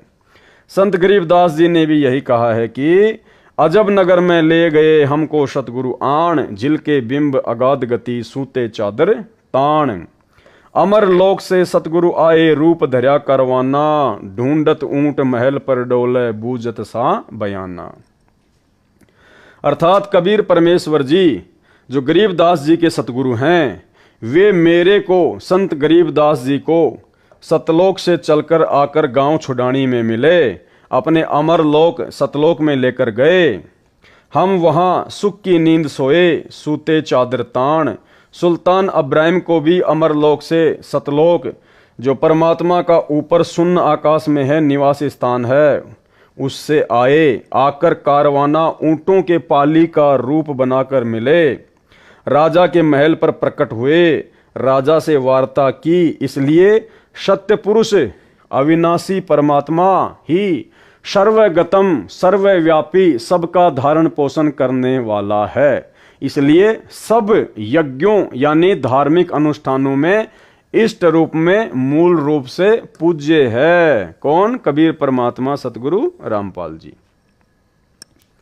गीता अध्याय 15 श्लोक 16-17 में भी स्पष्ट है, जो पहले बता दिया है कि श्रेष्ठ परमात्मा अर्थात उत्तम पुरुष यानी पुरुषोत्तम तो श्लोक 16 में बताए क्षर पुरुष और अक्षर पुरुष से अन्य भिन्न ही है। जिसे परमात्मा कहा जाता है, जो तीनों लोकों में प्रवेश करके सबका धारण पोषण करता है, वह अविनाशी परमेश्वर है। जो विधि विधान से धार्मिक अनुष्ठान किए जाते हैं, उनका फल पूर्ण परमात्मा भगत भगतमती की किस्मत में लिख देता है। जो सुविधा यहाँ काल ब्रह्म के लोक में सत्य पुरुष कबीर जी के भगत भक्तमतियों को चाहिए, उनका कर्मानुसार भुगतान तीनों देवता ही करते हैं। ये भाग्य में लिखे को न कम कर सकते हैं न अधिक। जैसे कोई नौकर सेठ की नौकरी करता है तो उसकी हाजिरी लगती है, वे हाजिरी मुनीम के पास जाती हैं, वह नौकर को तनख्वाह देता है, वह उसको न कम कर सकता है न अधिक, और न तनख्वाह को रोक सकता है। ये उदाहरण समझने के लिए पर्याप्त है। सतगुरु विमुखा युग युग रोवे। और वर्तमान में सतलोक आश्रम मैनेजमेंट हरियाणा ने काल प्रेरणा से मनमानियां करते हुए पूरी की पूरी संगत को सतगुरु विमुख वाली स्थिति में लाके खड़ा कर दिया है। संजय दिल्ली वाले के ऊपर उदाहरण देकर परमात्मा क्या समझा रहे हैं। सतगुरु को त्याग कर मनमाना आचरण करने वाला संसार सागर से पार नहीं हो सकता। सतगुरु को त्याग कर, सतगुरु को त्यागने का मतलब है सतगुरु की बातें ना मानना, सतगुरु के सत्संग रूपी वचनों पे ना चलना, या सतगुरु की मर्यादा तोड़कर उनकी भक्ति करना। वो होता है सतगुरु को त्यागना। और मनमाना आचरण करने वाला संसार सागर से पार नहीं हो सकता। तो भाई सतलोक आश्रम मैनेजमेंट हरियाणा ने 2014 बरवाला कांड के बाद में कितने सारे मनमाने आचरण किए हैं, गिनती नहीं है। कुछ मोटे मोटे मनमाने आचरण जो दास आपको अक्सर गिनाता है। राजस्थान के गैंगस्टर आनंदपाल सिंह की सीबीआई जांच का समर्थन, 5 लाख रुपए राजपूत करणी सेना को चंदे के रूप में देना। 2016 में हरियाणा के जाट आरक्षण में करोड़ों रुपया भक्तों के ज्योति पाठ का जाट आरक्षण संघर्ष समिति को चंदे के रूप में देना। लाखों भक्तों को जाटों के धरनों पर बैठाना। धनाना गांव में 50 लाख रुपए का बैडमिंटन का स्टेडियम बनवाना। और धनाना गांव में कबड्डी की टीम को सतगुरु रामपाल जी परमेश्वर जी के बड़े बेटे वीरेंद्र की ओर से 31,000 रुपए का इनाम देना। धनाना गांव वालों के लिए एम्बुलेंस चलाना, बसें चलाना, रोडें ठीक करवाना। और इसके अलावा ना जाने कितने कुकर्म जो परमेश्वर के भक्ति विधान के बिल्कुल खिलाफ हैं। इसको कहते हैं मनमाना आचरण। तो ऐसा मनमाना आचरण करने वाले और संगत से करवाने वाले को गुरुदेव क्या कह रहे हैं? सतगुरु को त्याग कर मनमाना आचरण करने वाला संसार सागर से पार नहीं हो सकता। उस आत्मा का कल्याण सतगुरु जी की शरण में रहकर मर्यादा का पालन करते हुए आजीवन भक्ति करने से ही होगा। उदाहरण, परमेश्वर कबीर जी को एक जीव को काल के जाल से निकालने के लिए बहुत लंबा संघर्ष करना पड़ता है। आप सब भगत भगतमती जो मुझ दास से दीक्षित हो, आपके पीछे परमेश्वर कबीर जी युगों से लगे हैं आपको शरण में लेने के लिए, यानी काल ब्रह्म के जाल से निकालने के लिए। इतना घोर कष्ट उठाया है जितना सुल्तान अब्राहिम अधम व कमाली को काल के जाल से निकालने में कष्ट उठाए थे। सुल्तान अधम के लिए जो सम्मन वाली आत्मा थी, कभी ऊंट वाला बने, कभी यात्री का वेश बनाया, वे नौकरानी का वेश बनाकर बाग में गए। 3 कोरड़ों की चोट खाई। किसने खाई? कबीर परमात्मा ने। किस कबीर परमात्मा ने? सतगुरु रामपाल जी परमेश्वर कबीर परमात्मा ने 3 कोरड़ों की चोट खाई। फिर 3 कुत्ते लेकर जंगल में लीला की, आखिर में उसे काल की दलदल से निकाल कर छोड़ा। संत गरीबदास जी को कबीर परमेश्वर जी ने बताया है कि जो जन मेरी शरण है ताका हूं मैं दास, और गैल गैल लाग्या फिरूं जब तक धरती आकाश। एक ही उदाहरण आपको सब प्रमाण देगा जो इस प्रकार हैं। जीव को अपनी शरण में लेने के लिए परमेश्वर कबीर जी पहले जीव की शरण में स्वयं जाते हैं, यानी समझाने के लिए। प्रमाण, जो कमाली लड़की शेख तकी की बेटी थी, उसको कैसे शरण में लिया और सतगुरु शरण त्याग कर उसने क्या क्या कष्ट उठाए, तथा अंत में सतगुरु शरण में आकर ही मोक्ष प्राप्त किया। एक पुस्तक दास ने लिखी है, आध्यात्मिक ज्ञान गंगा। उसमें परमेश्वर कबीर जी का चारों युगों में प्रकट होने का वर्णन है। सतयुग तथा त्रेता युग में स्वामी रामानंद काशी वाले की आत्मा वेद विद व गंगाधर नाम का ऋषि था, तथा कमाली वाली आत्मा उसकी पत्नी दीपिका व सूर्या नाम से थी। जो दोनों युगों में जन्मे वे दोनों प्रत्येक युग में पति पत्नी बने, दोनों जन्मों में निसंतान रहे। उन आत्माओं को शरण में लेने के लिए परमेश्वर कबीर जी दोनों युगों में बालक रूप में उनको मिले। उनको अपने परवरिश की सेवा देकर पुण्य भागी बनाया, परंतु उन जीवनों में उन दोनों ने दीक्षा नहीं ली। शरीर छोड़कर दोनों स्वर्ग गए। फिर दोनों का पृथ्वी पर भिन्न भिन्न स्थानों पर जन्म होता रहा। स्वामी रामानंद जी को भी कलयुग में शिष्य बनकर शरण में लिया। कमाली की कथा इस प्रकार है। दीपिका व सूर्या वाली आत्मा मुसलमान धर्म में राबिया नाम की कन्या के रूप में जन्मी। जब वह 12-13 वर्ष की थी तब सतपुरुष कबीर जी उसको जिंदा बाबा के रूप में जंगल में मिले। उसे ज्ञान समझाया। पूर्व जन्म के शुभ संस्कार से, यहाँ पर ये प्रिंटिंग में मिस्टेक हुई है, सतलोक आश्रम मैनेजमेंट हरियाणा के द्वारा। यहाँ पर ये लड़की है, ना कि ये लकड़ी। उसे ज्ञान समझाया। पूर्व जन्म के शुभ संस्कार से लड़की ने शीघ्र ज्ञान समझकर दीक्षा ले ली। 4 वर्ष वह साधना की, फिर धर्म के व्यक्तियों के दबाव से त्याग दी। मुसलमान धर्म वाली साधना करने लगी। पूरी कथा आप पुस्तक आध्यात्मिक ज्ञान गंगा तथा पुस्तक कबीर परमेश्वर में पढ़ें। यहाँ केवल उसी प्रसंग पर चर्चा करूंगा जो आप जी को समझाना चाहता हूँ।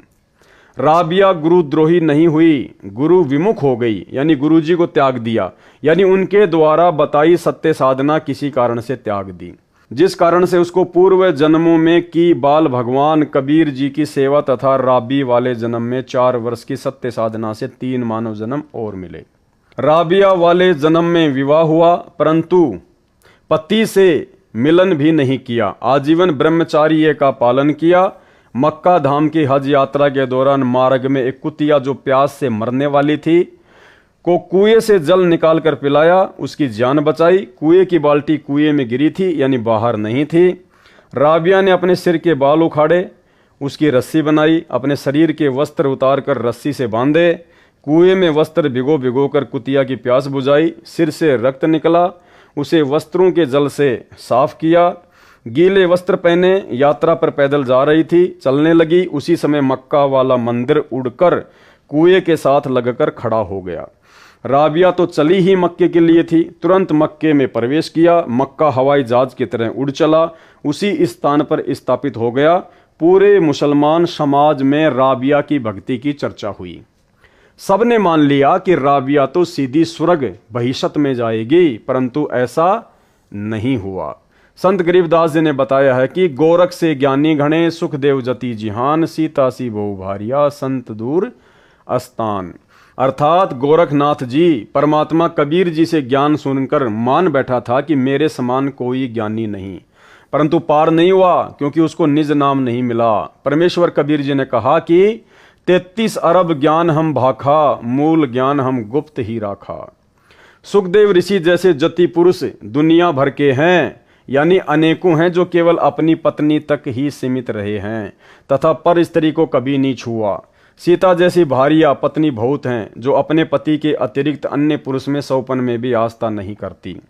परंतु मोक्ष तो सतगुरु की शरण में सत्य साधना मर्यादा में रहकर करने से होगा, यानी मर्यादा भक्ति में प्रथम है। और जिन मर्यादाओं का अकाल सतलोक आश्रम मैनेजमेंट हरियाणा के साथ जुड़ी हुई संगत में पड़ा हुआ है, केवल उपरोक्त महिमा से नहीं होगा। तुम जो ये काम कर रहे हो ना, मर्यादा तोड़कर जगत वालों का साथ देना, धनाना वालों का साथ देना, स्टेडियम बनाना, बसें चलाना, एम्बुलेंस चलाना, तो गुरुदेव कहते हैं कि तुम्हारी फोकट समाज में महिमा बन जाएगी, लेकिन उपरोक्त महिमा से नहीं होगा। क्या मोक्ष नहीं होगा तुम्हारा? मोक्ष तो मर्यादा में रहकर गुरु जी के वचन में चलने से ही होगा। कहा है कि उपरोक्त प्रकार के मानव असंख्य मिल जाएंगे, परंतु संत का घर दूर है। संत का घर दूर यानी मर्यादा में रहकर भक्ति करने वाले भक्तों के घर बहुत दूर हैं। यानी संत सतगुरु के समान महान व कल्याणकारक कोई नहीं। ऐसे संत का मिलना सुदुर्लभ है। गीता अध्याय 7 श्लोक 19 में भी काल ब्रह्म ने कहा है कि हे अर्जुन, बहुनाम जन्मानाम अंतते ज्ञानवान माम पर पद्धते वासुदेव सर्वम इति स महात्मा सुदुर्लभ है। अर्थात मुझ काल ब्रह्म की भक्ति अनेकों जन्म जन्मांतरों के बाद कोई एक करता है। अन्य जन्मों में सब अन्य देवी देवताओं की भक्ति करते रहते हैं, परंतु वासुदेव सर्वव्यापी सबका मालिक परम अक्षर ब्रह्म वही पूज्य है, वही सबका उत्पत्ति करता है, वही सबका धारण पोषण करता है, वही परमात्मा कहा जाता है, वही पुरुषोत्तम उत्तम पुरुष है, वही वास्तव में अविनाशी है। और वो अविनाशी उत्तम पुरुष सबका धारण पोषण करने वाला आप और हमारा सौभाग्य जो सतगुरु रामपाल जी परमेश्वर जी के रूप में हमें प्राप्त हैं। उसी की पूजा करो, उसी परम अक्षर ब्रह्म की पूजा करो, अविनाशी परमात्मा की। यह ज्ञान बताने वाला और उसके पास तीनों नाम हों, उसको सार शब्द का ज्ञान हो। और भाइयों और बहनों, अगले वीडियो में उसी सार शब्द का सतगुरु रामपाल जी भगवान ने इसी पुस्तक जब जब भूल पड़े के पेज नंबर 53 पर स्पष्ट रूप से जिक्र कर रखा है। अगले वीडियो में आप लोगों को पता चलेगा कि वास्तव में सार शब्द क्या है। बिल्कुल सार्वजनिक कर रखा है परमात्मा ने। और जो भोले भाई बहन अज्ञानता में, नादानी में, जल्दबाजी में कि ना जाने गुरुजी सार जेल से आएंगे या नहीं आएंगे, मैनेजमेंट वाले सार नाम दे रहे हैं, ले लो ले लो ले लो, सार शब्द ले लो। 1-1 लाख रुपए दे के सार शब्द ले लिया, 21-21 हजार रुपए दे के सार नाम ले लिया। अब उनको पता चलेगा कि वास्तव में तुम्हें जो सार शब्द के नाम पे मंत्र दिए गए हैं वो क्या है। और गुरुदेव भगवान ने इसी 80 पेज के लेटर में और पेज नंबर 53 पर सार शब्द क्या बताया है, और उसको उसके गुरुजी से दीक्षा देने का अधिकार हो। महात्मा सुदुर्लभ यानी मुश्किल से मिलता है। संत गरीबदास जी ने कहा है कि कोट्यों मध्य कोई नहीं रे झुमकरा, अरबों में कोई ग्रक सुनो रे झुमकरा।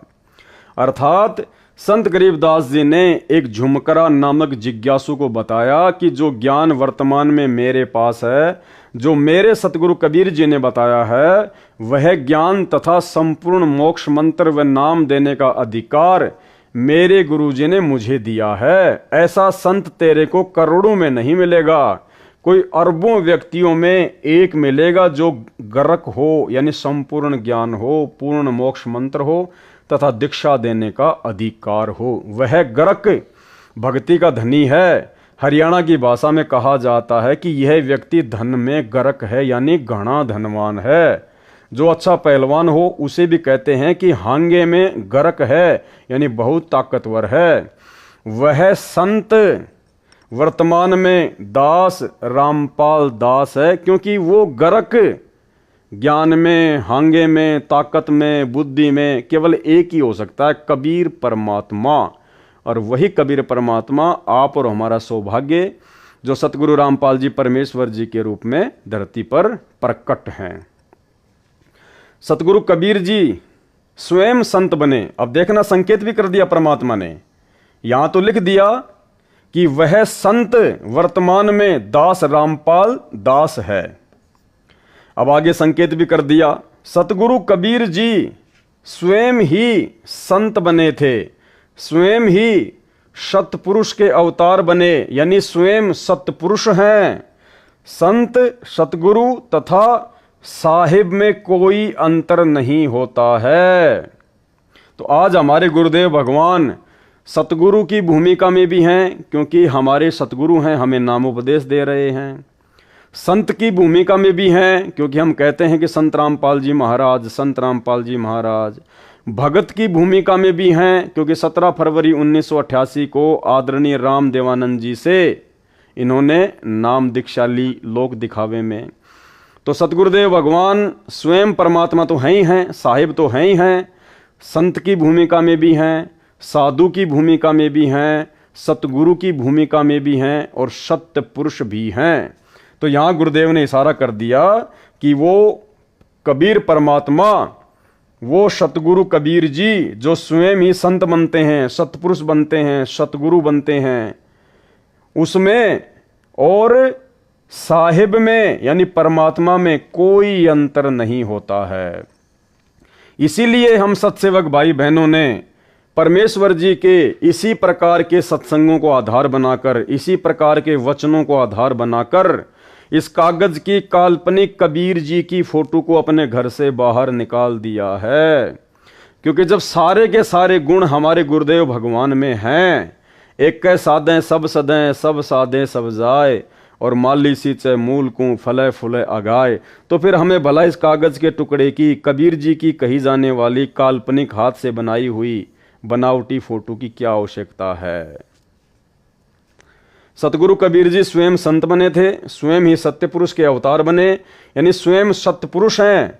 संत, सतगुरु तथा साहिब में कोई अंतर नहीं होता है। गरीब सतगुरु, संत और अवतारा, तीन कला एक दरबारा, यानी उस कबीर परमात्मा के दरबार में सारे रोल वो परमात्मा स्वयं ही निभाता है। एक दरबारा, तीन कला एक दरबारा, यानी सतगुरु भी वही बनता है, संत भी वही बनता है, अवतार रूप में भी वो ही आता है। और इसीलिए परमात्मा रोज हमें नित्य नियम में पढ़ाते हैं कि सतगुरु साहिब एक शरीरा और सतगुरु बिना न लागे तीरा।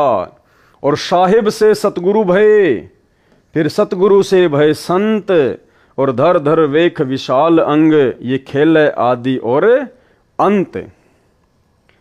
गरीब साहिब से सतगुरु भय, सतगुरु से भय संत, धर धर वेख विशाल अंग, खेल आदि और अंत। तो ये सारा खेल, ये सारी लीला वर्तमान में ये सत्य पुरुष कबीर देव सतगुरु रामपाल जी परमेश्वर स्वयं ही कर रहे हैं। अर्थात कबीर परमेश्वर जी परमेश्वर से सतगुरु तथा संत बने, वे भिन्न रूपों में स्वयं ही आदि अंत सदा ही लीला करते हैं। भगत कबीर व दास कबीर भी वही होते हैं, यानी एक ही समय में आदि अंत सदा ही लीला करते हैं। भगत कबीर व दास कबीर भी वही होते हैं। तो रामपाल दास और सतगुरु रामपाल जी भगवान भी एक ही होते हैं। यानी आज हमारे गुरुदेव ने एक भगत की भूमिका भी निभाई। 17 फरवरी 1988 को आदरणीय राम देवानंद जी से दीक्षा लेकर उनको अपना मुंह बोला गुरु बनाकर लोक दिखावे में, और सन 1994 में सत्संग और नाम दीक्षा देकर सतगुरु की भूमिका भी निभाई। तो क्या कह रहे हैं, भगत कबीर व दास कबीर भी वही होते हैं। यानी एक ही समय में वे सतगुरु, संत, दास तथा भगत होते हैं और ये सारे गुण सतगुरु रामपाल जी भगवान में विद्यमान हैं। सन 1994 से इन्होंने आप और हमारे को नाम दीक्षा देनी शुरू की, तो क्या बन गए, सतगुरु। 17 फरवरी 1988 को इन्होंने लोक दिखावे में लीला करते हुए आदरणीय राम देवानंद जी से नाम दीक्षा ली, तो क्या बने, नाम दीक्षा लेकर भगत। और हम अपने गुरुदेव को क्या कहते हैं, संत रामपाल जी भगवान, तो क्या बने, संत। और सत्य पुरुष फिर ये स्वयं है ही, क्योंकि ये सारी लीला सत्य पुरुष स्वयं ही करता है। जो साकट संजय दिल्ली कहता है कि, ना कि पवनदास कहता है, कौन कहता है, साकट संजय दिल्ली कहता है कि एक समय में एक सतगुरु होता है, एक संत एक ही दोनों रूप में नहीं होता, उसकी यह भी झूठ सिद्ध हुई। कथा राबिया की चल रही है। राबिया के चमत्कार को देखकर सबने स्वर्ग में जाने योग्य मान ली, परंतु उस पुण्यात्मा की बहुत दुर्गति हुई। राबिया का शरीर त्याग कर कन्या का मानव जन्म प्राप्त हुआ, उसमें वैश्या का नारकी जीवन जिया। गणिका का शरीर त्याग बंसुरी नाम की कन्या का जन्म मुसलमान धर्म में हुआ।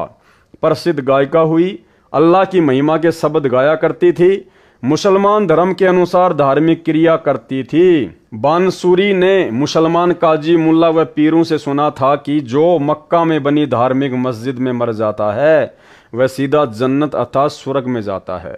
बांसुरी वाली आत्मा अल्लाह के प्रति कुर्बान थी, क्योंकि पिछले जन्म की भक्ति थी, मजबूत भक्ति संस्कार थे, परमात्मा की चाहत थी। उसने जन्नत में जाने के लिए अपना सिर काटकर मक्के वाली मस्जिद में चढ़ा दिया, अपनी कुर्बानी दे दी, परंतु कुछ हाथ नहीं लगा। इसके पश्चात बादशाह सिकंदर लोदी के धार्मिक गुरु शेख तकी के घर कन्या का जन्म हुआ। 12 वर्ष की आयु में मृत्यु हो गई। कब्र में शव दफनाया गया। आत्मा धर्मराज के दरबार में अगले अन्य प्राणी के जन्म के इंतजार में लाइन में खड़ी थी। परमेश्वर कबीर जी ने शेख तकी को प्रेरित किया। उसने अपनी लड़की को जिंदा करने की शर्त रखी। राजा सिकंदर लोदी व दिल्ली तथा आसपास के हजारों व्यक्ति जो दर्शक खड़े थे, कब्र खुदवाकर मृत लड़की को कबीर परमेश्वर जी ने जीवित किया।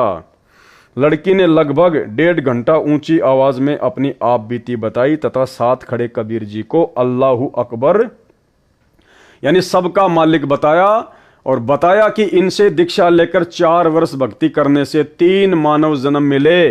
अब मेरा मानव जन्म का संस्कार नहीं बचा था। ये परमात्मा धर्मराय दरबार में अभी अभी गए। धर्मराय को धमकाया कि ये आत्मा मेरी है, इसे छोड़ो। धर्मराय ने खड़ा होकर इनका सत्कार किया, हाथ जोड़कर मेरे को इनके हवाले कर दिया। लड़की ने अपने पिता शेख तकी के घर जाने से इनकार कर दिया। अपने परम पिता कबीर जी के घर पुत्री रूप में गई, दीक्षा ली, पुनः सतगुरु शरण में आई।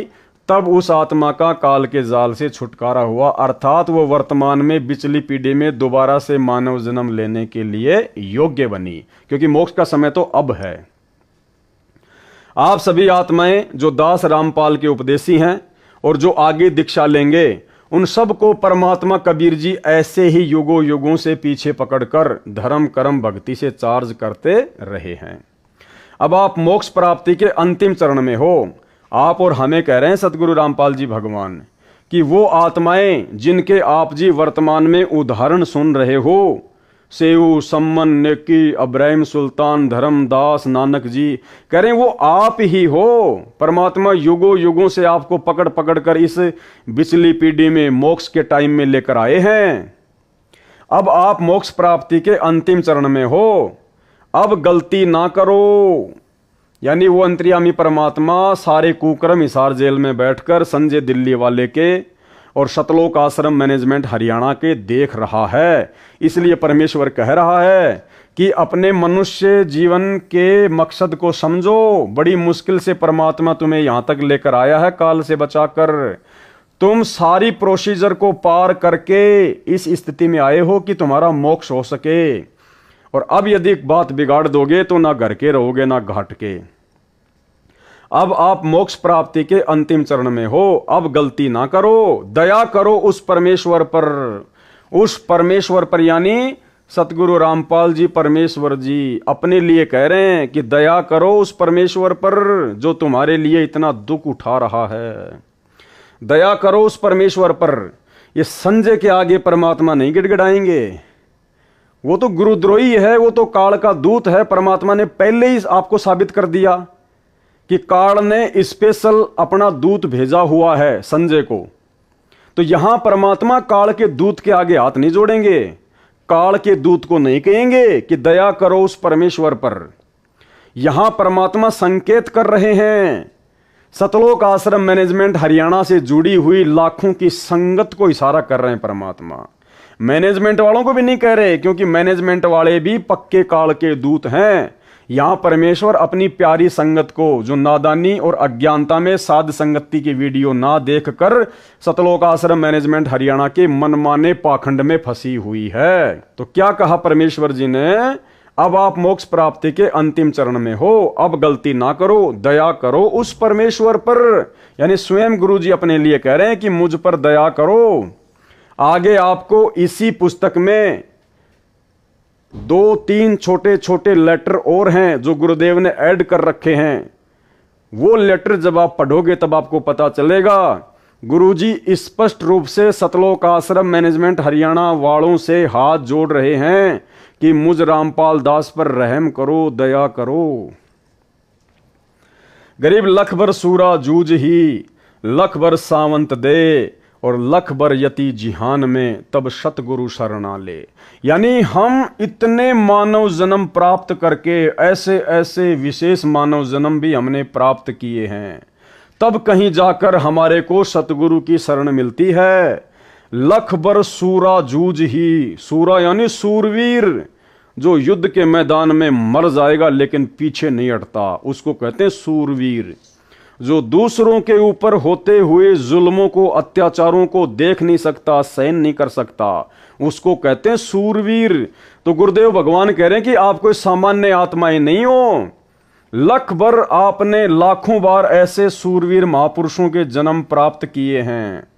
और लख भर सावंत दे, सावंत दे परमात्मा ने उस व्यक्ति को बताया जिसके दोनों हाथ या एक हाथ घुटने से नीचे तक होता है, उसको सावंत दे प्राणी कहते हैं। श्री रामचंद्र जी, दशरथ पुत्र श्री रामचंद्र जी सावंत दे थे। तो गुरुदेव कह रहे हैं कि तुमने ऐसे ऐसे भी लाखों जन्म प्राप्त किए हैं, क्योंकि सावंत दे उसको प्राप्त होती है जिसके पास में भक्ति धन बहुत ज्यादा होता है। और लख भर यति जिहान में, यति वो पुरुष होता है जो अपनी स्त्री के अलावा किसी और की तरफ गंदी नजरों से नहीं देखता है, जैसे सुखदेव ऋषि और राजा रामचंद्र जी का भाई लक्ष्मण। तब सतगुरु शरणा ले, यानी तुम इतने संघर्ष कर चुके हो, ऐसे ऐसे महान महान महापुरुषों के तुम जन्म प्राप्त कर चुके हो, तब कहीं जाके उस पूर्ण ब्रह्म परमात्मा कबीर देव जी की, जो धरती पर सतगुरु रूप में आता है, उसकी शरण प्राप्त होती है। और परमेश्वर कह रहे हैं कि वो शरण आज वर्तमान में तुम्हें उस कबीर परमात्मा सतगुरु रामपाल जी की प्राप्त हो चुकी है। और अब यदि तुम अपना काम बिगाड़ोगे, अपनी बात बिगाड़ोगे, ज्ञान को आधार नहीं बनाओगे, देखा देखी में चलोगे तो मार खाओगे। अब आप मोक्ष प्राप्ति के अंतिम चरण में हो, अब गलती ना करो, दया करो उस परमेश्वर पर। गरीब लख भर सूरा जूझ ही, लख भर सावंत दे, लख भर यति जिहान में तब सतगुरु रामपाल जी अपनी शरण में ले। अर्थात पूर्व जन्म की धार्मिक कर्मी आत्मा सूरवीर होती है। सूरवीर कोई बुराई नहीं करता, निर्बल को नहीं सताता, अन्यायी बलवान से कभी नहीं डरता, अन्याय न करता है न सहन करता है, आन बान शान के लिए, देश के लिए, कौम के लिए कुर्बान हो जाता है, उल्टा कदम नहीं रखता। ऐसी आत्मा लाख जन्मों में रही हो और जो सावंत देह वाला होता है उसके एक या दोनों हाथ घुटनों से नीचे तक लंबे होते हैं, वह भी महापुण्य आत्मा होता है। ऐसी आत्मा लाख जन्मों में रही हो, और जो आत्मा लाख जन्मों में जती रही हो, ऐसी आत्मा को परमेश्वर कबीर जी, सतगुरु रामपाल जी भगवान जी अपनी शरण में लेते हैं। आप जो दास से उपदेश प्राप्त हो, कौन? आप और हम सभी भगत भाई बहन। गुरुदेव क्या कह रहे हैं? आप जो दास से उपदेश प्राप्त हो, इनसे भी कई गुणा नेक रहे हो।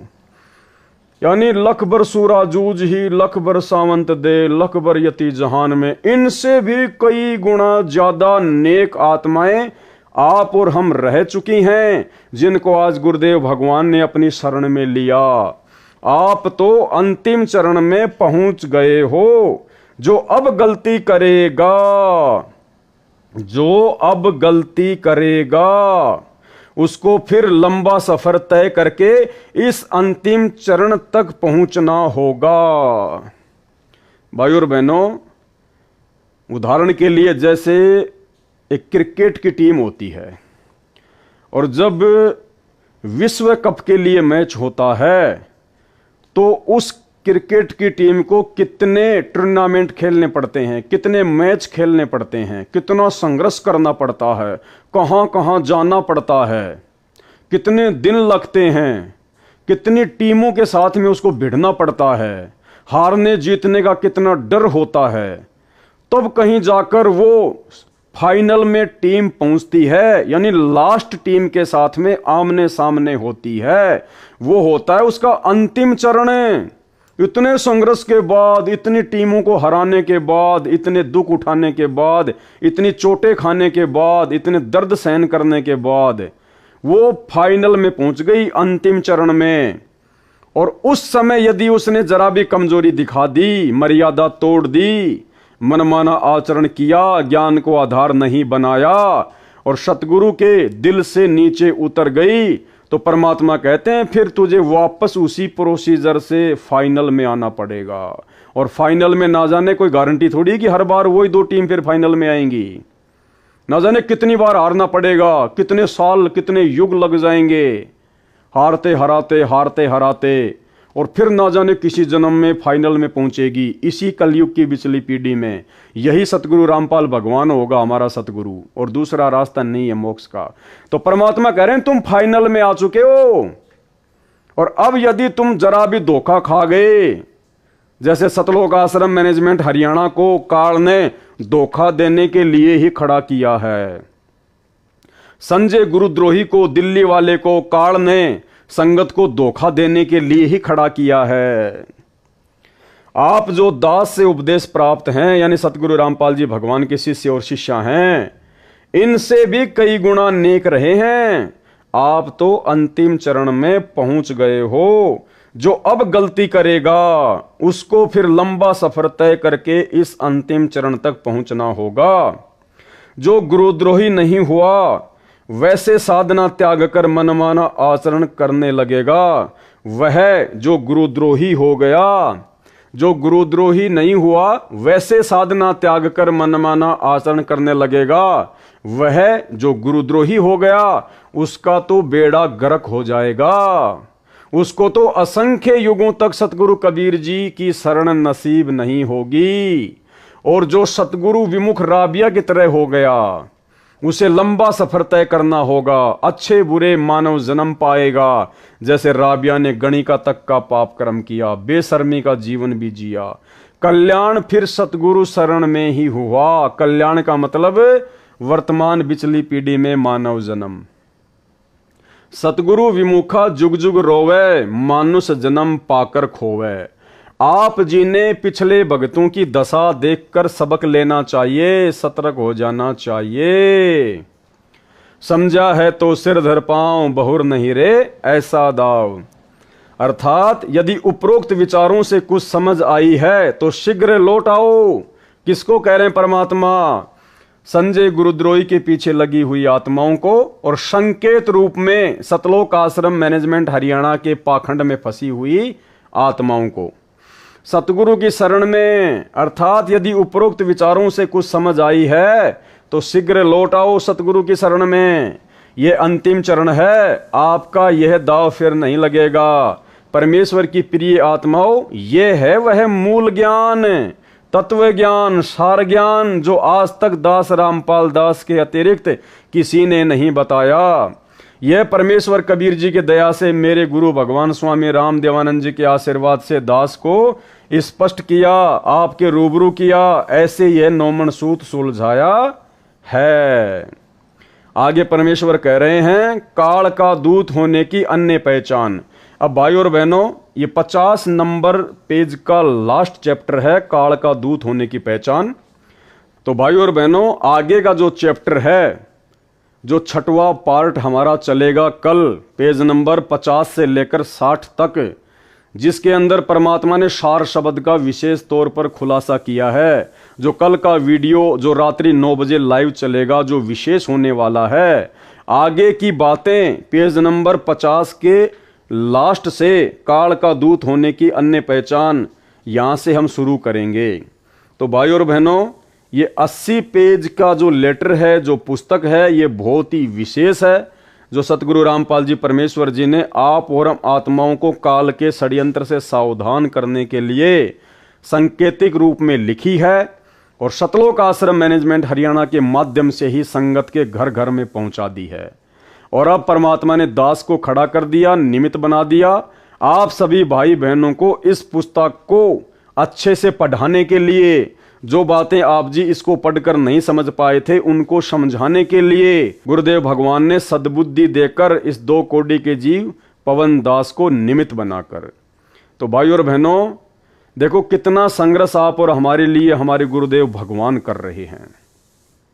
पहले तो गुरुदेव ने लगभग 20-21 साल तक, सन 1994 से 2014 तक गांव-गांव में सत्संग करके या आश्रम खोलकर सत्संग करके दुनिया भर के झूठे मुकदमों को अपने ऊपर झेल कर कितनी परेशानियां सहन करके परमात्मा ने इस अमृत ज्ञान को आप और हमारे तक पहुंचाया। उसके बाद बरवाला कांड हुआ, परमात्मा जेल में बैठे हैं, वहां से भी परमात्मा आप और हमारे लिए इतने चिंतित हैं कि परमेश्वर ने लगभग 45 एक घंटे के ऑडियो तो वहां से सत्संग रूप में भेज दिए हैं, बाकी लगातार हर सप्ताह आ ही रहे हैं। ऊपर से परमात्मा ने साध संगतियां शुरू करवा दी, हजारों की संख्या में गुरुदेव भगवान के सत्संगों के निष्कर्ष को उन्हीं के द्वारा प्रदान की गई सद्बुद्धि आधार से वीडियो बना बनाकर आप जी को समझाए जा रहे हैं। ये बहुत बड़ी मेहर परमात्मा ने आप और हमारे ऊपर बख्शी। ऊपर से परमेश्वर ने दया बख्शी। ये जो 80 पेज का लेटर आया है, इसके ऊपर 8 वीडियो बनने जा रहे हैं टोटल। तो भाई और बहनों, इतना सब कुछ मेटेरियल परमात्मा ने आप और हमें काल के षड्यंत्र से बचे रहने के लिए दिया है। और यदि हम अपनी मान बढ़ाई ईर्ष्या में उलझकर, राग द्वेष में उलझकर, एक दूसरे भगत भाई बहनों को छोटा बड़ा समझकर यदि हम इन बातों पर विचार नहीं करेंगे, परमेश्वर के संकेतों को समझने का प्रयास नहीं करेंगे, तो भाई और बहनों, ये जो अंतिम चरण है वर्तमान में, जो बड़ी मुश्किल से हमारे हाथ लगा है, ये यदि हाथ से निकल गया तो जन्म जन्मांतर बीत जाएंगे फिर दोबारा से परमेश्वर की शरण प्राप्त करने में। तो सत्सेवक भाई बहनों का विश्वास तो दृढ़ हो जाना चाहिए। उनकी आस्था तो 1% भी सपने में भी इन आश्रमों की तरफ नहीं लगनी चाहिए, और अपने गुरुजी के अतिरिक्त कोई और उनके दिलो दिमाग में पूज्य रूप में नहीं होना चाहिए। तो परमात्मा दया करें, इसी प्रकार से हम साध संगतियों के माध्यम से गुरुदेव भगवान का आशीर्वाद प्राप्त करते हुए आगे बढ़ते रहें। तो कल हमारा 6वां वीडियो बनेगा, जो कि रात्रि 9 बजे Facebook page Pawan Das is live पर लाइव चलाया जाएगा, जिसमें सार शब्द को लेकर विशेष खुलासा होगा। तो सभी भाई बहन परमात्मा से आज्ञा लेते हैं, कल फिर मिलते हैं। बंदी छोड़ सतगुरु रामपाल जी परमेश्वर जी की जय हो।